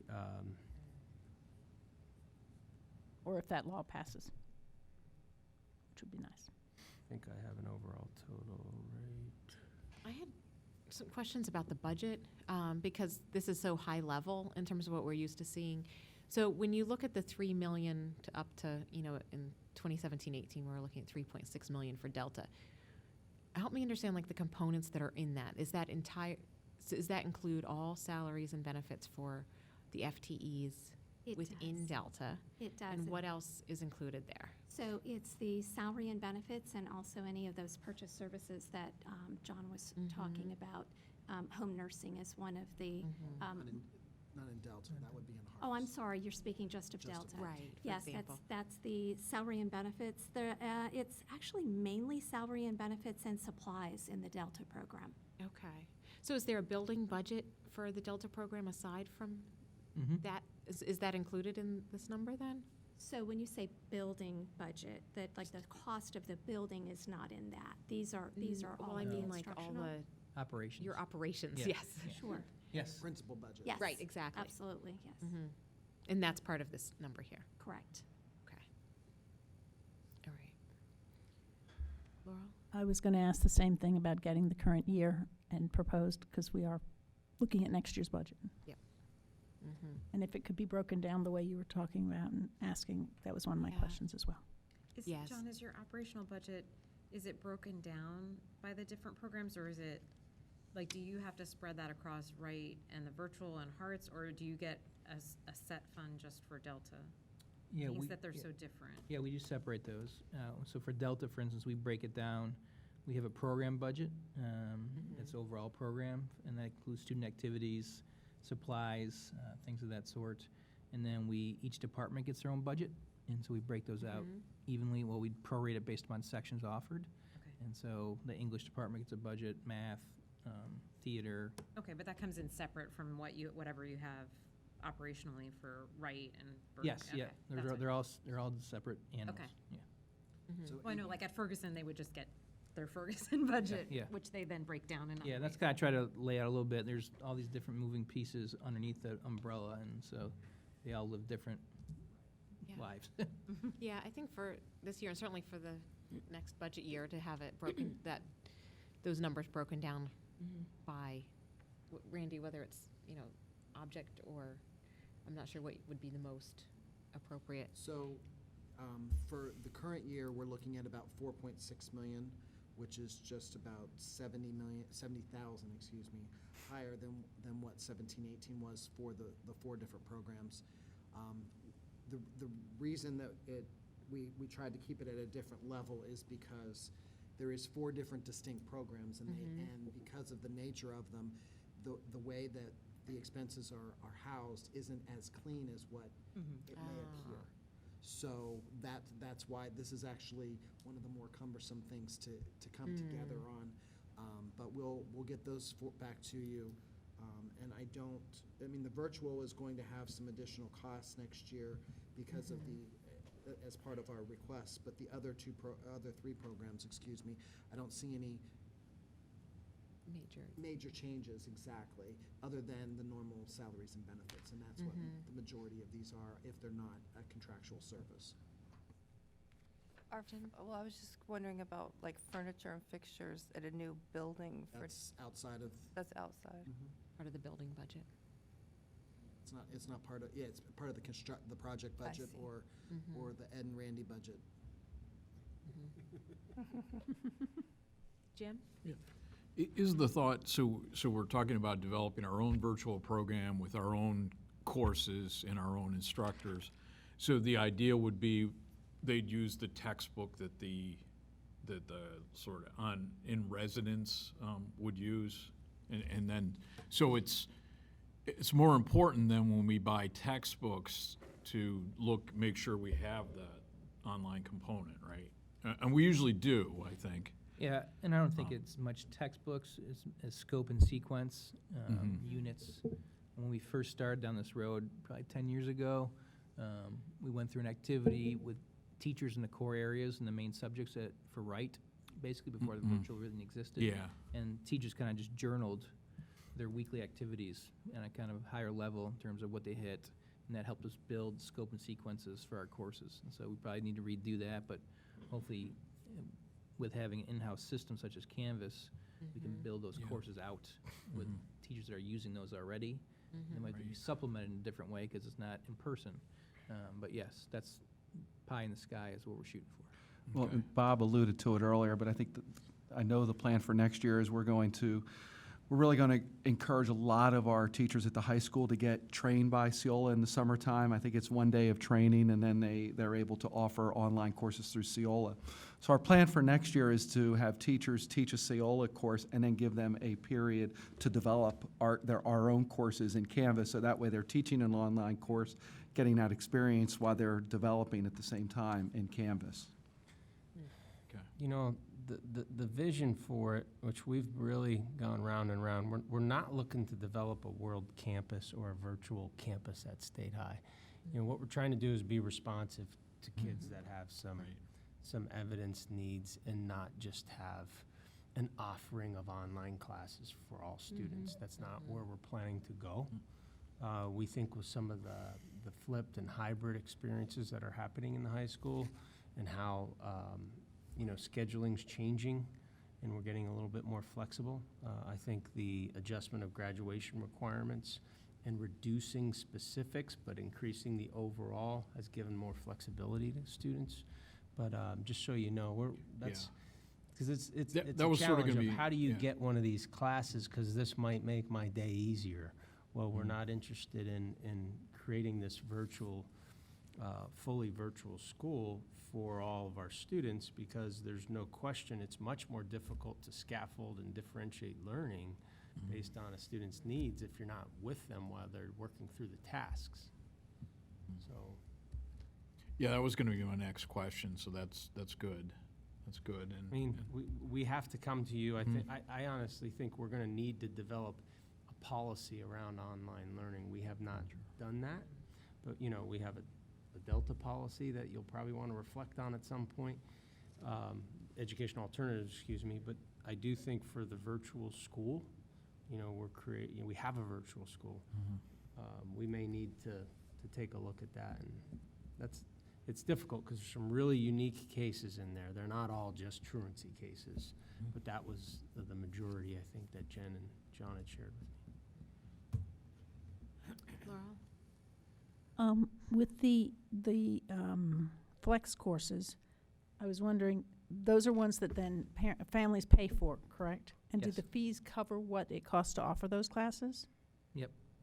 And do we have, for students who wish to do that and are low income, do we have supports for those students? Yes, and when we get those requests, I usually look for, talk to Gene Knaus about the Sue Sheridan Fund or the Donna Queenie Fund potentially, and look at those avenues. Okay. Depending on the situation, that's not available. Sometimes we'll waive a fee, but it's very limited on Okay. that. Yeah, I just knew that sometimes the students use it so that they can have other opportunities, so I wanted to make sure that they had that ability, even if their family can't Income limited. afford it. Yeah, thanks. Great. Any other questions or what? Looking at the revenue section, and we might have mentioned this before, I might have been off task, I hope not. But the revenue for the Hearts section relates to access? Is it access funds that come back, or was it? Actually related to students from other Oh, districts really? Got that, it. Okay, yes. I see. So it's tuition based. So we're going to see that coming Got it. down. Coming down. for- Because we're no taking fewer. Okay. To save space for our own Correct. students. Very good, thank you. For virtual kids and cyber charters, we have 44 students. Currently, 30 are secondary.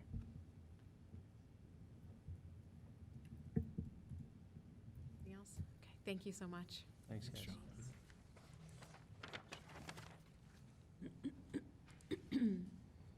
Okay, then the next item, we're going to be looking at the Career and Technical Center. And we'll have Dr. Sharon Perry at the table to give us her update.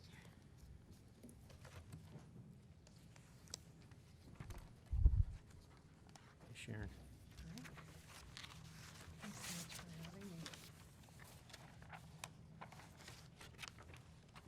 All right. So as you can see, there is the list of the 14 programs that we offer through the Career and Technology Center. The most recent ad was the computer programming program. So you have seen me come forward with new course requests in order to build that program. Prior to that, our sports therapy and exercise science program became an approved program of study through the Pennsylvania Department of Education. So those are our two most recent ads. We did, however, offer the sports therapy and exercise science without being PDE approved. So out of those 14 programs, we have 101 courses that are on the books. And these are courses that since the inception of the Career and Technology Center, doesn't necessarily mean that we always offer them, but these are board-approved courses. So 75 this year are presently being taught. The disparity between that 75 and that 100 is we do have some courses that rotate every other year in some of our programs. So that's where that disparity is coming from. We do have some outdated courses also that are included as part of that 101, such as keyboarding, which the students just don't find to be interesting in the marketing program. So that's all right. We wonder if it'll come back, right? So it's still on the books. And we do offer, what I love is the flexibility to engage in a full program, as also to serve as elective options for many students to dabble in different career paths. So I'm pleased that we're able to do that. It does take some significant maneuvering on the parts of the faculty, myself and our secretary, to differentiate who those students are, to make sure that they are following a scope and sequence if their goal is to fully complete a program. So our staffing is we have 19 full-time FTEs, and we have 2.5 FTEs. So the 2.5, which is often a question, what do you mean you have 2 part-time people? As you may recall, Shelley Ishler became part-time CP for the coordinator position for the International Baccalaureate. And due to her shift over into that role, Billy Jo Hoover accepted her, replaced her with that .5 in diversified occupations. The other part of Billy Jo's contract is in special education. So it's really great to have a teacher who also serves in that capacity on our team. We do have 3 paraprofessional staff that are identified instructional paraprofessionals, and they're based in the Roar Store, culinary arts, health professions, and building construction is a shared role. Special education also does provide 1 paraprofessional to our child care facility to aid in the support of students requiring those needs. So the enrollment and course request slides will journey you through, current enrollment for the past 4 years to mirror the upcoming budget slide. Based upon those 14 programs, you can see some shifting of numbers, and some go up and some go down. Part of that is just the nature of the beast. It's every year I always have 1 program where we have more requests than we can accommodate, and that shifts annually. So it could be childcare 1 year, it could be auto another year, it could be culinary arts, health professions. Accounting, as you may recall, was an ad several years ago due to significant increased student interest to the tune of 100 per program. So we did add staff, so that will obviously shift the numbers a bit to be a bit higher, since we now have the staffing to accommodate those enrolled students in those main areas. Any questions about the enrollment aspects this year or the past 3 years? And then I'll talk about course requests for next year. Okay. Course requests next year, this number, this 2,586, so that's not students. Those are requests. So there are students that could take several courses within the Career and Technology Center. This number will go up and jump throughout the summer. So once all students have put in all of their elective options, for example, they're waiting to determine other needs in other areas before they submit those requests. Also, when the scheduler puts them through the tumbler, they may come to find out that they don't get the courses that they want, and then that shifting begins for the month of August. And so that number will modify, but we will lose approximately 120 of those course requests that we can't accommodate, or due to the fact that a student's schedule can't accommodate their wish.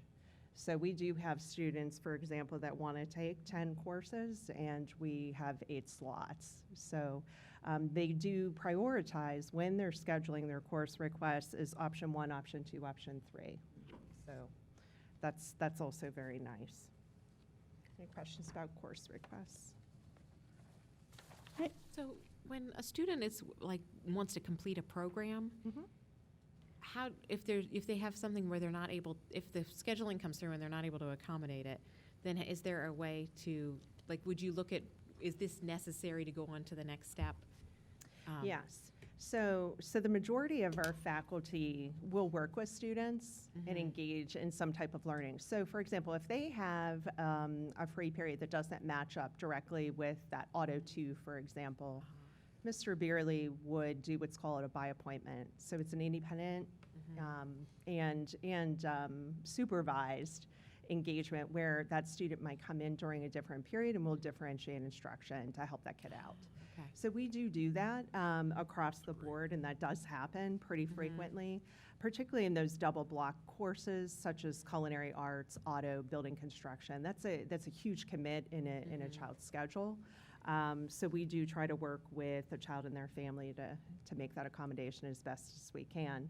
In some cases, their graduation requirements will take precedence. That's always our number one choice, is to get them to graduation. So we need to make sure that their academics are in line, so that will supersede their wish. Laurel? Yeah, with the way this is set up, from what, if we are required to offer a certain number of these because we're a career and technical center, right? And then because we have to offer them, even if there's a fairly low enrollment, so sometimes that can change around how the student-teacher ratio looks. Is that correct? You can. Can we get an update on what the course enrollments actually are? Because I know at one point we had added a Cisco, I think, classroom and teacher, and yet it looks like those numbers are going down. Yeah, so what would account for that is we shifted that teacher to the computer programming. Okay, I was wondering if that's Yep. because that sort of Yep, seemed to, so when though you. it still seems lower altogether, which I'm surprised by. And what I believe accounts for that potentially would be an increase in our technology education offerings. So our video media has been doubled. Okay. Also, another course that I brought for your approval, the Advanced Coding and Game Development, is a very popular course. So we do see the distribution of the students in and among all of those technical areas. The same question about current budget, next year budget. So this year's budget, or the last 3 year, you see the last 3 years there. Right. With 17-18 being just shy of 3.8 million. 18-19, I have the totals, 3.8, and then 3.9 for the next year budget. But we'll get that added to the, and make sure you have that information. Thanks. Questions over here? Jim, anything? And you've been the board liaison for the Yeah, for the CTC General board, right? Advisory Committee. Mhm. No, I'm impressed. I help out in the programming major too, and that's really taken off Good. in terms of the instructor being overloaded Yes. with It's in both section. programs. Yeah. So, and I am impressed with the R3 program. I think that gives students a good, that's what, reuse, revamp, recycle, Repair. repair. Maybe it's R4. Yes. But that's an interesting program because it's set up like a company, so that gives kids a good experience, not only, getting the skills to repair the equipment, but also, forming a company, marketing for it, and doing the financials and leading the company. So Absolutely. very impressive. Thank you. And we also have similar enterprises like R3 in many of our programs where it is run on a business model. They do have to have a business plan. They do come up with a budget. They do the marketing, as Jim was talking about. And so those enterprises are Little Lion Auto, Little Lion Playroom, Dandelion Greenhouse. You see all the plays here. Roar Store, Building Construction, does the sheds and cabins. R3, and Center Plate Restaurant, formerly known as Chatter's Cafe. So the name change was part of the process, moving into our new facility. So we're pleased to have that. But they are all structured in that way. So this does provide them on-site work experience that is overseen by the instructor in addition to teaching the courses. So, the students do love that opportunity. They do have to provide reports, et cetera. So it's a great opportunity, and an opportunity that many of our business partners can't believe that teenagers are actually engaging. They do engage with our community.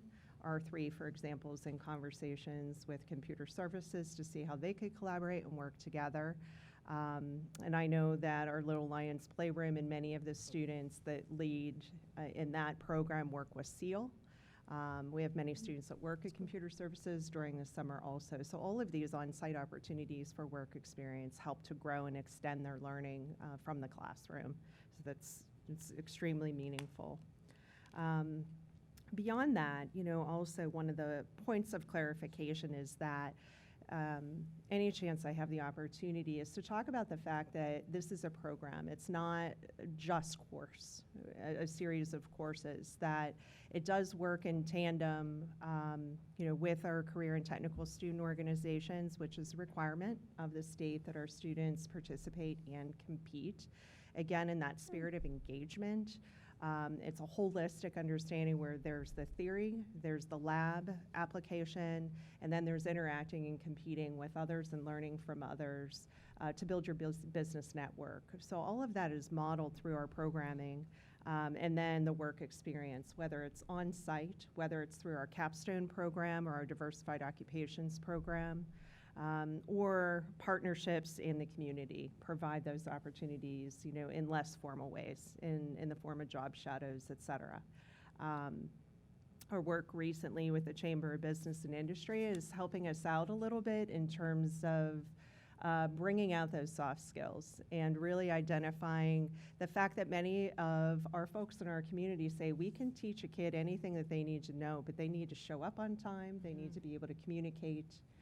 There are real key priority areas, that I went into more detail for you in the memo. This is rapidly taking off within our high school community where regular education teachers say, give me a poster. I'd love to put this on the wall to share this with students in the creation of our classroom norms, that out there, this is how you're going to be expected, so let's practice that here. So we're really excited about that and the work that we're doing and engaging with other schools and other community agencies as well as industry to help us get better in that regard. The CTC teachers, they say it makes sense that we start here because this is a part of the program of study. I mean, we actually are very clear and articulate at teaching these skills and assessing these skills as part of their program of study. So I'm pleased that we're engaging in that activity. And any other questions that you have for me at this time? I know it's been a late night for you. I could go on. And on. Oh, it's early. I was wondering, we're offering next year the IB career program just in accounting, or are we doing it in two areas? Just in accounting for next year. Okay, and As how well as- do signups look for that? They're a little lower given the fact that students didn't have the opportunity to plan for this.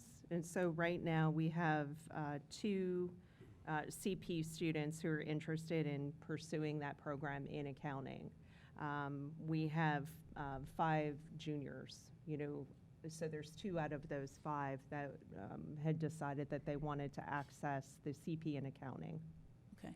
Which is why we are considering the other programs that I listed in the memo. I think that hindsight being 2020, in order to have a better launch, we should have considered bringing more programs on simultaneously so you get a larger group cohort.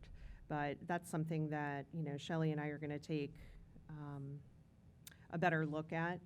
And there's 73 students who are looking to take a la carte diploma program courses, some of which are our career and technical students, but they're not pursuing the CP because we don't have it yet in all of the career and technical programs. But some of our students are in fact interested in accessing some of the courses a la carte that match. So when you say our students, the CTC students, you mean the students who are completers, right? Yeah, or on track to be a completer. So for No, I just was example, we clarifying. have the business management IB course. Many of our marketing students are interested in taking that a la carte.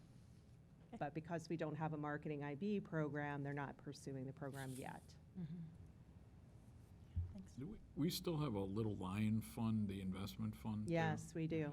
So that's a real-world experience. Yeah, for- thanks for bringing that Yeah. up. Yeah, that, and I'll talk about that briefly, that, when they started, it's an educational fund where real people in the community provide real money for the kids to buy and sell stocks, and they pitch their stocks, and then they have annual meetings to pitch their stocks, and then votes occur. And so that's something that has been approved several years ago. When they started that program, it started with $30,000. The kids are now up over 100,000. It's a deeply enriching experience, and the feedback that's provided from our educational partners in that regard is unmatched. The students really struggle with the core values upon which that fund was developed. And so, we've done some work this year with some unique stocks that they brought to my attention for consideration. And, where we landed is we have to go back to the core values and, what are the decision screens that this fund was built. So even though you might find a stock to be interesting, doesn't mean that we should. So that's really been a fascinating journey, working with the students this year. Jenny Miller is the president of that fund, and she's also the teacher of the Little Line Fund Stocks 2 course. So continues to be an extremely popular course, and it is built off of the same foundation as the Penn State Lion Fund. All right. Any other questions? I Dan? was on a road trip to visit a comparison middle school as part of our middle level development program. Anyway, during the trip, I was sitting next to a dad who has kids in the school district who is in business, and he was asking about junior achievement, actually, how it relates to our programs and so on. And I let him know that there was a significant strand within our CTC curriculum around business. I'm just looking at these course requests. That and health professions are the two big draws in terms of student interest. Yes, and it makes sense. Our largest pipeline is into nursing, sports therapy, and also marketing and accounting. So those are our big four. We say, even though they're interrelated, marketing and accounting. The pipeline to SMEAL is, the majority of the students, when they find their path and they spend more than 50% of their time with us, they usually land in that major and stay in that major and graduate with high honors and end up in a career in that area. So we really are doing a service, for our community to help guide our students. And, but definitely the business community, they keep remarking on, they catch up with our students and they can't believe how huge our programs are in that regard. But that is, and it continues to be. It's the excellence of our teachers. It's how well the programs are put together, and the experiences that we provide for them are really rigorous, and they're relevant. I'll pass that on next time I see him. Yeah, Okay. All right. we'll do well. Thank you very much. Thank you. It's really helpful. Thanks. Thanks, Sharon. Thanks for outlining all the different businesses that we're working with as well. Yes, and that list continues to grow also. So we're grateful. I wanted you to be aware how many. Also serving as, our advisory council, that you approve that annually. That's a lot of people in our community that help guide opportunities for our kids, and we're grateful. So And thank making you. sure that we've got the right things that we're offering. Yes. And that our offerings are in line with what Absolutely. industry needs and where things are going, I assume. And they helped Yeah. us with the facility also, so a Okay. lot of input and guidance and design with that to make those spaces the best they could be. All right. Thank you so much. Okay, so looking out at future budget development items, you can see we'll be looking at compensation, capital financing, and another look at the impact of the increased student day. Any questions? That's tonight? Yeah, I'm ready to talk. Oh, okay. That's what I thought. Let's go. That's what I asked you a minute ago, if you wanted to do these. No, I'm sorry. Yeah, I didn't understand. Okay. So let's turn to slide 7, please, Donna. Moving along. I want to reiterate what we talked about very briefly last time, was that so far, prior to the last board meeting and our budget presentation there, we've been talking about a real estate tax increase of 2.3%, which is this year's Act 1 index. But what we have also presented for you for the second meeting in a row is an impact at a 1.95 tax increase.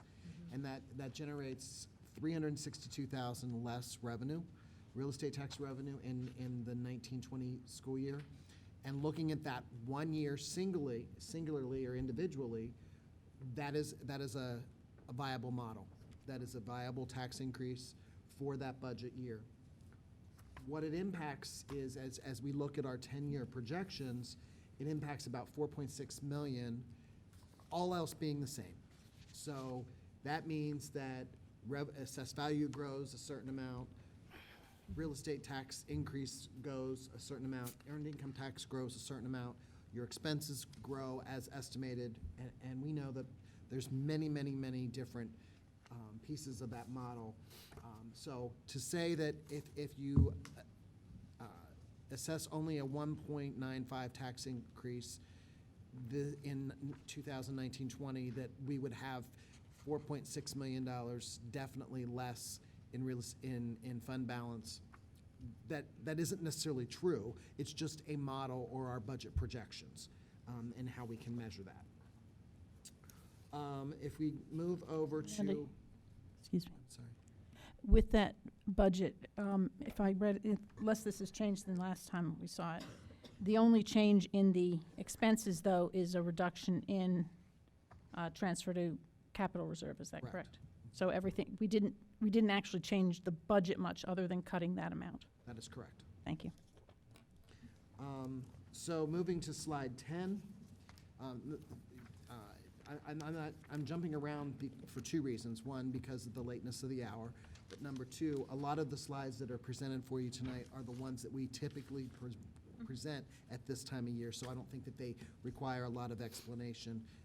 But if you have any questions, I'll be happy to answer those now or at another time. Slide 10 is giving you a look at the salaries, benefits, and therefore the total compensation over the last about 10 years or so.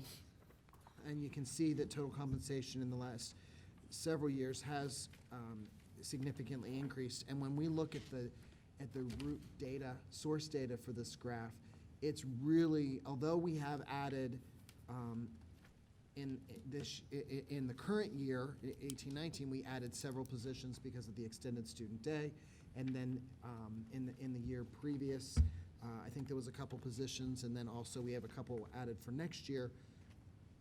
The benefit costs increasing, the increase of benefit costs has actually been greater than the increase in salaries, and that's what's been causing that spike in the chart there. And we, Donna, Reinhardt, I forget, where do we have that in as part of the memo, correct? Or no, that's. Yeah, in the attachments. It's in one of the attachments, yes. Do you want to get the page number on that for me? And I'll go ahead and talk about slide 11. Slide 11 is something that I think we started providing last year. Unfortunately, it's very small on the screen, but the purpose of this is to show, based upon a request of what are our permanent salaries and what are our temporary salaries, so our substitutes. In permanent would be a person's position. It would also be any extra duty, extra pay that they may have. It would be the activity advisors. It would be overtime. But the temporary, obviously, is more the substitutes. I'm on page 11 of the presentation. There's no page numbers on these. They're not labeled. On the digital version, they are. Okay. Oh, I'm sorry. I don't know Yours why. have labels and mine don't. Mine has a label, yeah. I think, So it's the one right after this one? what's the Yes. heading then? Salaries and salary expense. I'm sorry. That says authorized FTEs on mine. Go just before that, Laurel. One page back. And they just be put together backwards. Oh, is it backward? Let me look at the online one, sorry, I just can't find it here. I'll look online. Can't find it. I think some of these may just, there may be a page missing when they were stapled Okay. together as well. Made the copies before we inserted that last slide. That's what it was. Sorry about that. Okay. Yeah, so it's based upon a request that we had to show what our total substitute costs are, and looking in total, it's just about 2%. And that's not just teachers, that's any substitute. So then looking at your authorized FTEs, which should be, Andy, is it online? should be. No, I don't see this online. No, I You don't see have that it. slide online? No. I'm sorry, don't. okay, we'll That get, The slide presentation might isn't be, online. It's- Well, there's no it's- attachment there. Yeah. Yeah, for any of them. In the presentation on the board member agenda, it's not there. oh, go into the public, I'm sorry. It might- Okay. That's, I thought that's where I was looking. I wasn't, I was just, I habitually hit the board member. Okay.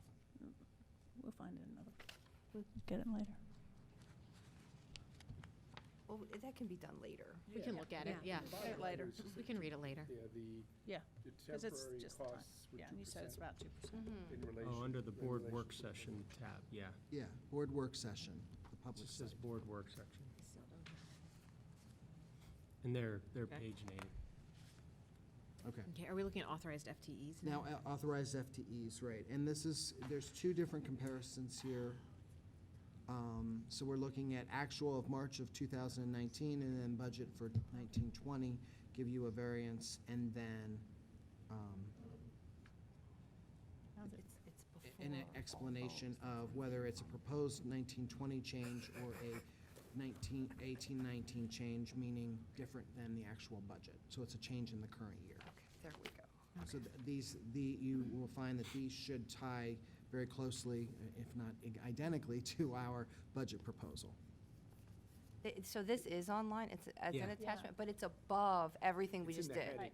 It's in the Yes. heading. In the head. Yes. It's in the heading.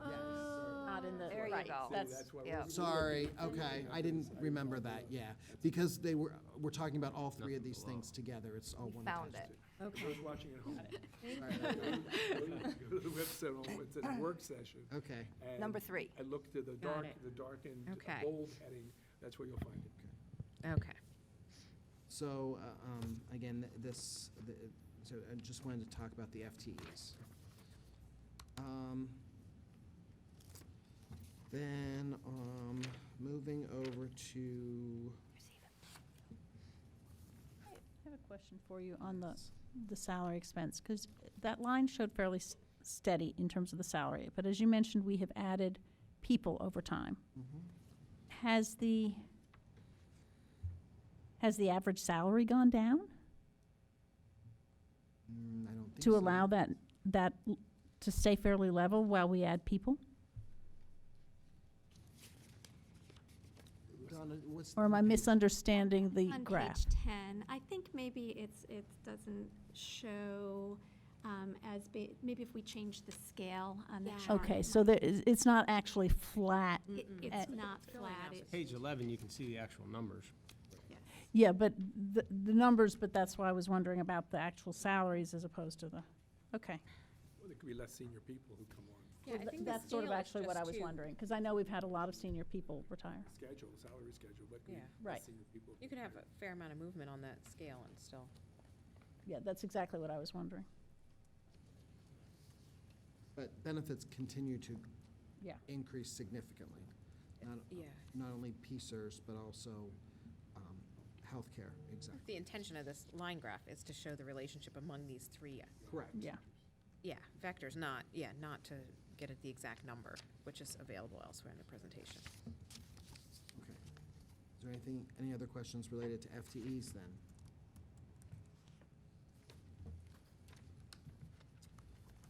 All right, so that took care of compensation, that took care of impact of student day. Is that in, It is. It's slide 14. Slide 14, student day expenses. oh, it's the next one, sorry, I missed that. Right, so Donna, either one of you Donnas, would you like to speak to these? Sure. The two, so we compared the budget for the student day to what we're projecting this year.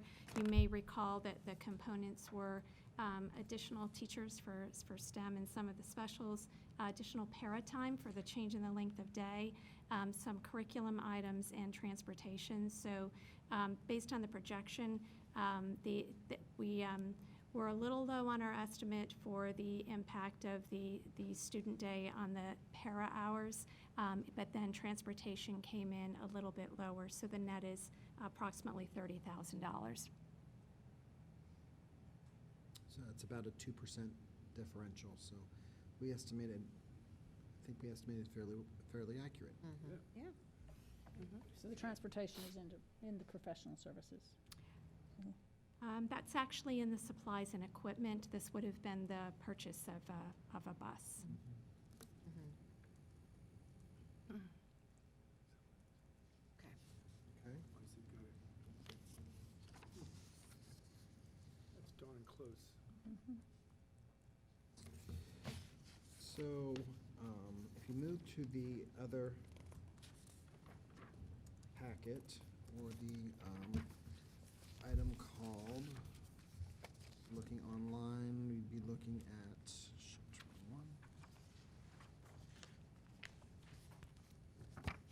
the attachment 3. I'm sorry, I want to go to the memo.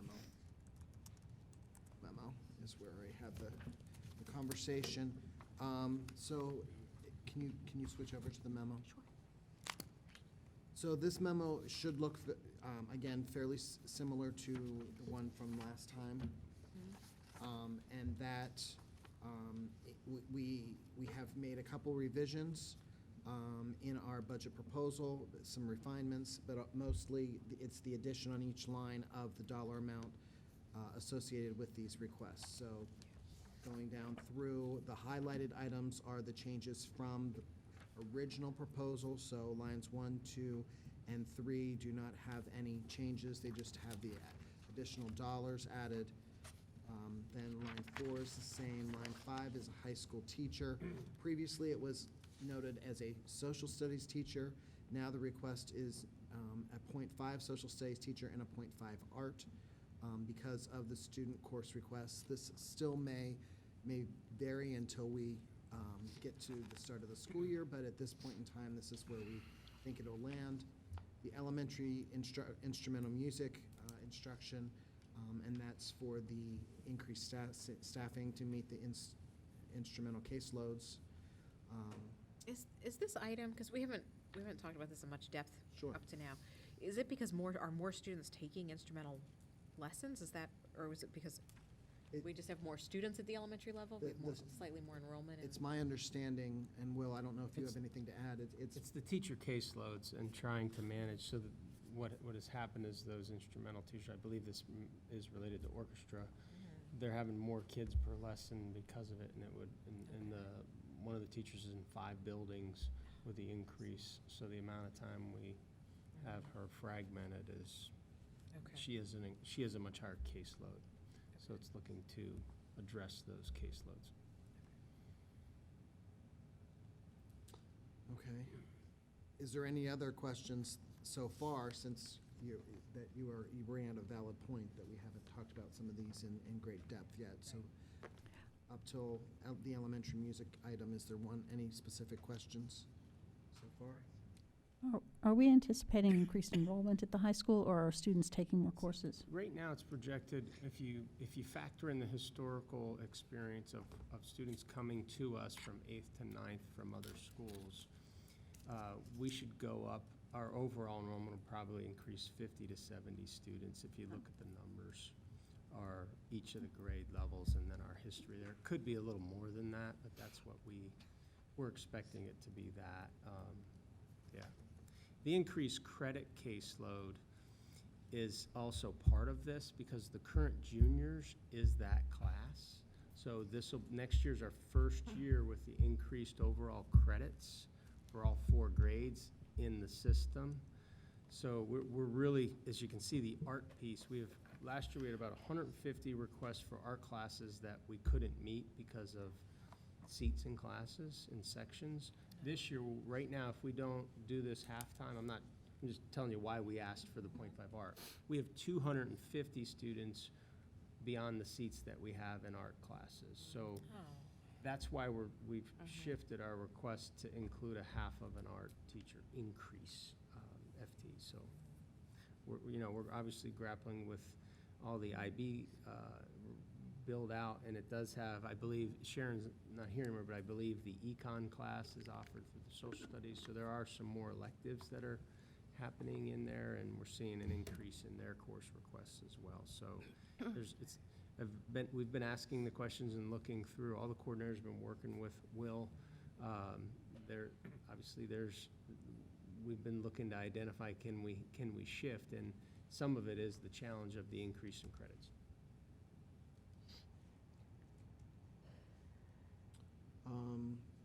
Then going through 8 is the Assistant Director of Athletics and Advertising Coordinator. Primarily, that will be offset, we hope, by increased advertising revenue. Professional development, there is some instruction that we hope to do with folks related to curriculum, instruction in equity, inclusivity, and then also paraprofessionals, training. Then we have the READ 180. I'm sorry, is the 83,900 for an estimate net, or? That's in total, yes. Okay, so you're, different because, types. I'm sorry, because it says it'll result in a shift of budget resources and decreased need for substitute teachers. So is this 83,000 taking into account? It's a net of of all of the, this is multiple different avenues that we're providing more professional development or delivering it in a different Right. way with an But is this increased just the cost. cost of the professional development, or is it taking out the cost of the decreased need for substitutes? It would be both. It would be the net cost after increased professional development, And less. decreased substitutes? Yes. Okay. But is it the total professional development budget? Yes. Is the- No, it's not the total, no, this is additional money we need to the budget. Linda? It's 2 days, 2 extra days during the year for paraprofessionals to come in. Well, that's one part of it. But this is also, our practice of bringing in elementary teachers for training during a school day, and we pay the substitutes. This is looking to shift that, right, Randy? We're looking to shift it Shift off a that. day Okay. and compensate at a curriculum rate. As for well the as offering contract. opportunities after school for equity and inclusivity training. It's all of that. I think I'd asked for this, an outline of these kinds of activities earlier. I appreciate seeing this broken out this way. Well, this is just part of Part of it, I our realize. increase. Just the increase. Yeah, we haven't gotten to, This is the delta, as they say. that's correct. Very good. And And read, some shifts. right. Read 180 is, we talked about last time with Sharon and Heather. International Baccalaureate Curriculum Program costs, this is, because we're going into offering courses, this is additional fees that are required. Beyond what the students are paying. Student learning and assessment, so some additional expanded use of our MAP testing. The marching band uniforms, this is a $100,000 net cost. As we said earlier, the cost is about $160,000 with almost $60,000 raised. So it's about a $100,000 cost. That's one time until the uniforms don't last again. Fitness center equipment, we're looking at about a $40,000 multi-year replacement cycle. May not be just $40,000 each of the next 5 years, but that's what we're looking at for this year. Custodians, that is a big dollar amount, and we are increasing the square footage of our finished facilities by 200,000 square feet, even after the taking offline Fairmont and Lamont and Hauserville. Auditorium support staff, so this is a position, would be similar to the position that we already have that serves our other auditoriums, but since we created that first position during the high school renovation, so we weren't even at full capacity at the high school as far as functioning auditorium spaces. And we just believe that we're gonna have a space, it's gonna be in high demand, we're actually gonna have potentially 3 spaces at the high school, let alone our military auditorium. Middle school auditorium. Will they have the date? I'm sorry. And Wrap up. so we just really believe that to preserve that investment and take care of those facilities, we need that position. And then the grand piano is. That's a typical position that you see in districts our size with the We just different haven't had it. facilities, yeah. And then a grand piano for the new performance auditorium. Then the next several positions, 5, are ones that are being funded with a shift of resources, and there's no additional resource needs. So online learning classroom paraprofessional will be funded through a shift of a position from another building. Secretary of Director of Equity and Inclusivity will be shifting from another position. Special education teacher will be shifted. I think Sharon talked about that last time. Dean of Students, so we have a full-time paraprofessional position that we'd like to use those resources to continue to maintain the .5 Dean of Students that's in the administrative ranks, working out of the high school main office with the principals, and then the homeschool visitor / social worker. Again, this is .5, and this would be another repurposing of a vacant position once we have a retirement later this year. Any questions about those items? Again, I know that was very quick, and I still can't say all of the words correctly, but we'll try our best, continue to try on our best. We know what you mean. Your attention to detail in this is quite remarkable. You can recall the context for all these decisions, which is really appreciated. Yeah. Well, this is not my attention to detail. There's a team of us that work on this each and every day.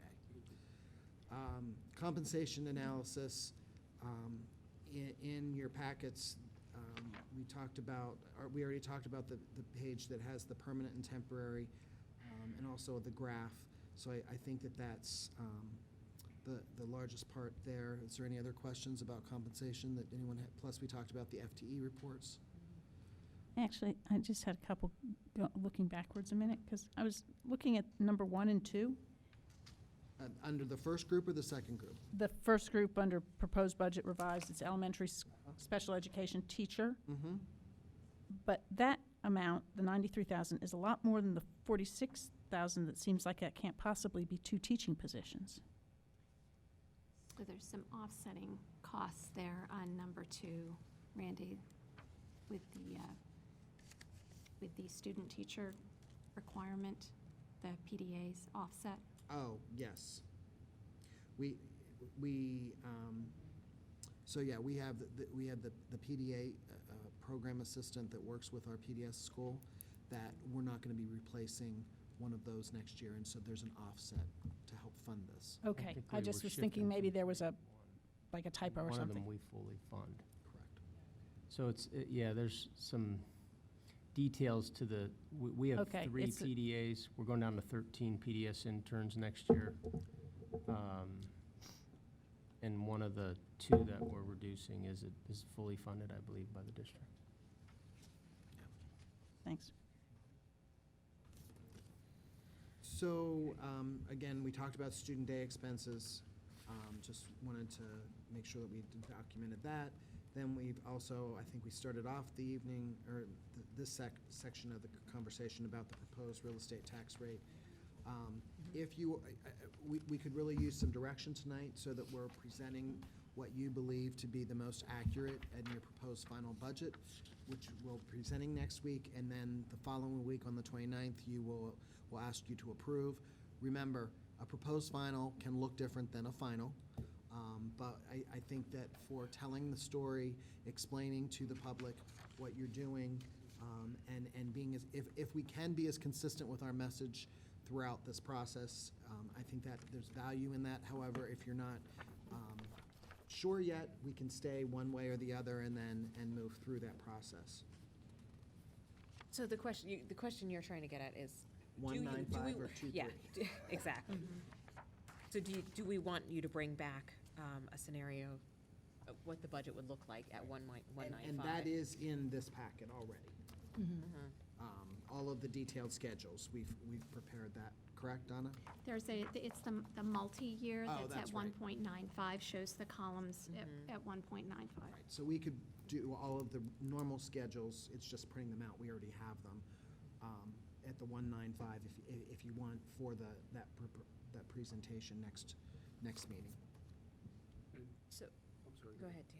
I was going to say, the net effect of the 1.95 would be a reduction in the likely contribution to capital reserve. Correct. At this point, that's what we would recommend, yes. That's where it comes And from. again, that's your decision, Right. but that's our recommendation at this point. I see, got it. And it gets it under 2%. Correct. And we would still be accomplishing what's been listed out here in the proposed Correct. budget in terms of the positions and. Mhm. Staffing and resources. Correct. And I guess Donna and I fret over capital because there is still, we're taking on a lot of capital needs. There are still things that we know that we need to be prepared for in the future. However, part of our rationale for recommending this is the fact that there is a higher transfer to capital predicted in this current year than what was budgeted. And it's a sizable amount, and so we believe that reducing that tax rate and that transfer next year is basically you're funding it in advance. Even, and again, you have you have lots of other big-ticket items that we're preparing to take on. But that's still our recommendation. Well, I like the idea of abiding by that recommendation because I think it shows sort of a good faith gesture on our part to the community that we recognize that we have added funds that we weren't necessarily anticipating, and therefore, for all that we have been asking for a number of years, I think it's a good faith request. Yeah, I feel more comfortable with the 1.95 if we're able to work within it, then we should do so. Agree. And then, we need to keep on top of looking carefully at our capital reserve planning, because the one thing we don't want to have happen is have the date when we start the Park Forest Middle School project slip. So, Yeah, I think with all the other things we're doing, that's the key to keep our eye on as we work through playgrounds and any athletic field updates, because we have made some of those, committed to those, several. So I think if that's set, as a goal, and we hang in there with it. I can't do the math fast enough, but we show this here as if we decrease it, we've got a cumulative, less 4.6 million when we go out. But could we also show, because we were able to increase more than that this year, which is a year earlier, we're further ahead? So ignore that fact, but go back to one of our previous projections for this year and show How that's benefiting, because that's really what we're doing. So compared to what we were talking about last year, we're actually doing better, if I'm understanding it correctly. You're absolutely correct. Thanks. It's just that at certain points in time, we don't always, as accountants, go back and do those comparisons, but we could do that. But I think what you're saying is exactly right. We're putting in more this year. We know it's better to put it in sooner and let it begin to accumulate, So this year, we're projecting the transfer 3.2 higher than what we. Transfer no, to capital. Yeah, which is less than we are projecting cutting next year. Yep. Significantly.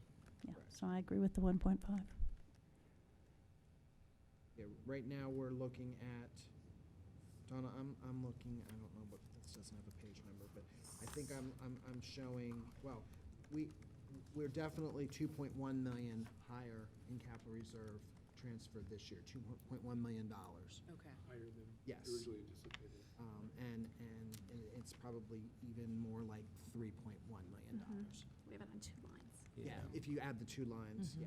So I think that's very safe to say. Then this is reasonable. Then keep in mind, of that 3 million, we're probably going to spend, it's either you spend what's in capital now, or you spend that money on the $2 million at Mount Nittany. We also have some north renovations, we have field renovations.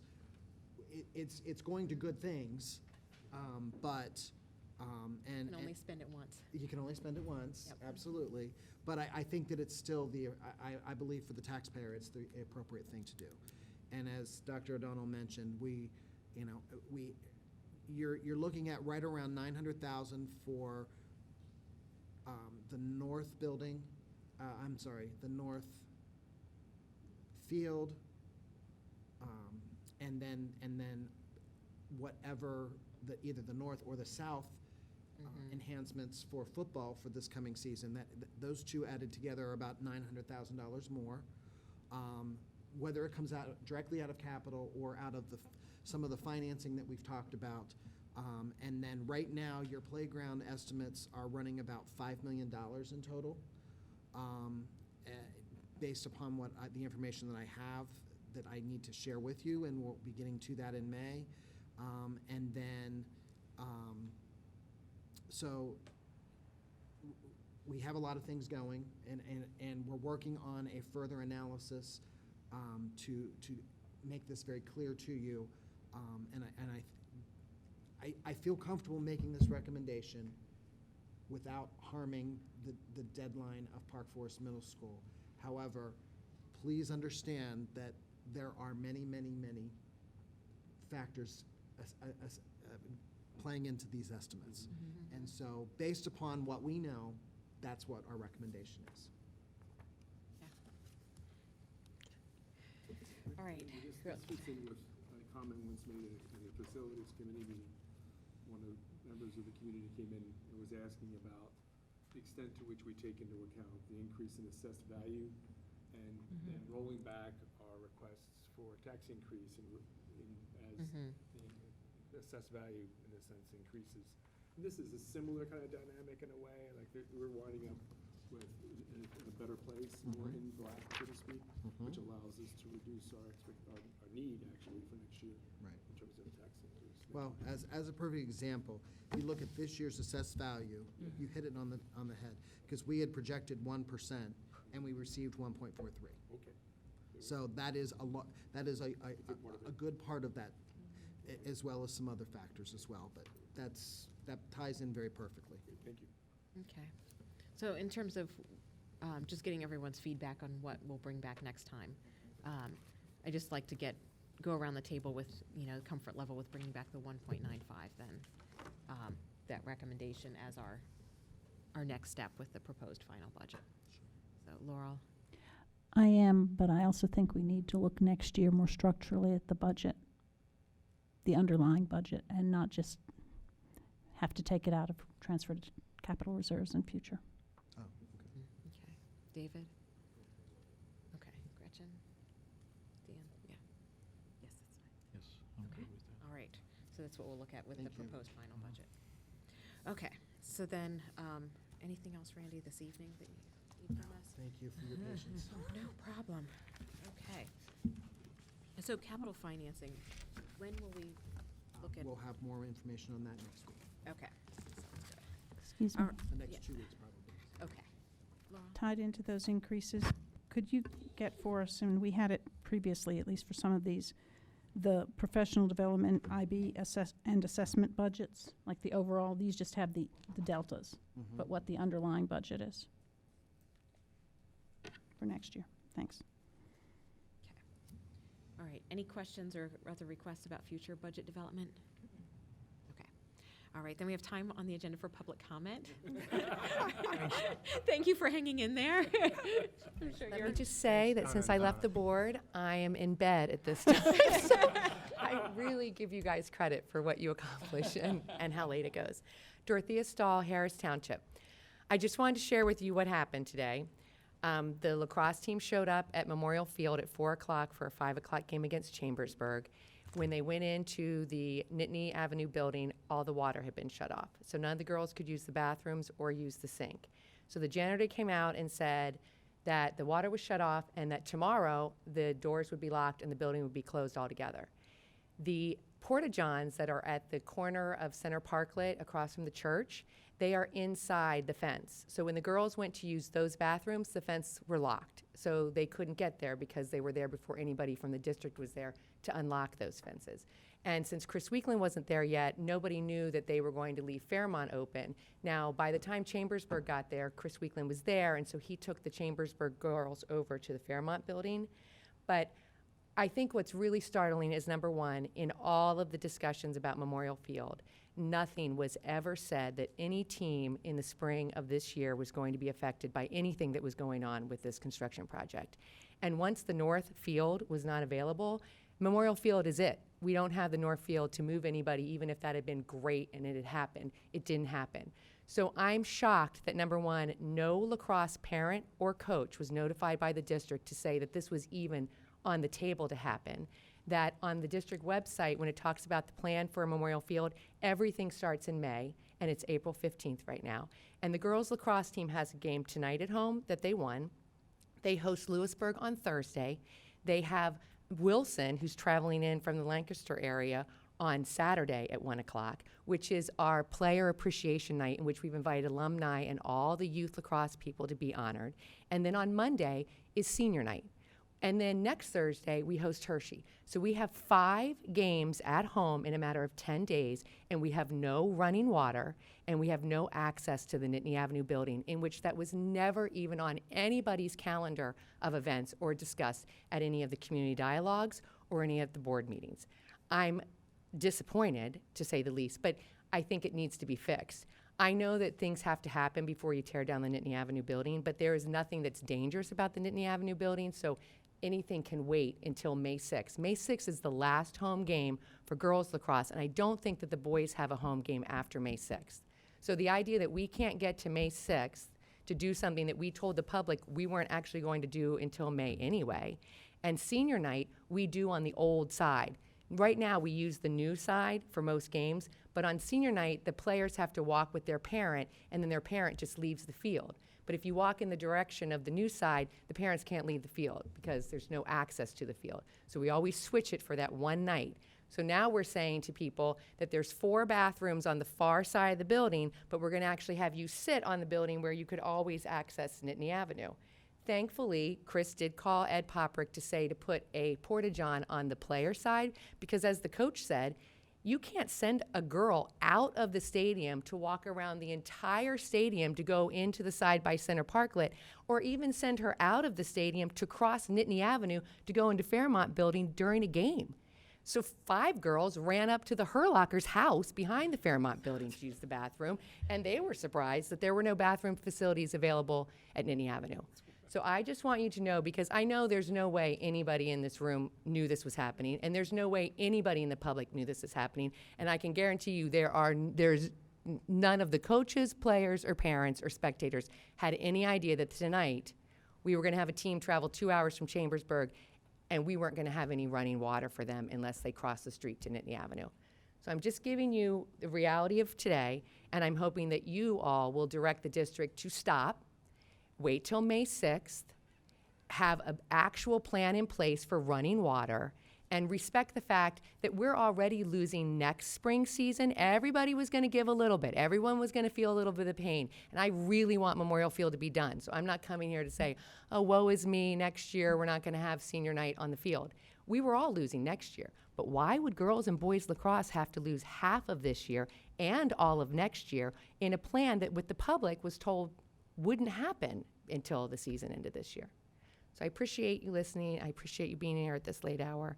And I would really appreciate if there was some conversation that stopped this, because there's no need to get asbestos from pipes before May. Like, it's not necessary. So the water should be turned on tomorrow, and not, the team shouldn't be locked out tomorrow and for the next 4 home games in the next 10 days. Thank you. Thank you. Okay. If there's no other public comment, I'll take a motion to adjourn. So moved. Second. Okay, moved and seconded, and we need to adjourn to executive session, so, sorry. Can I take it back?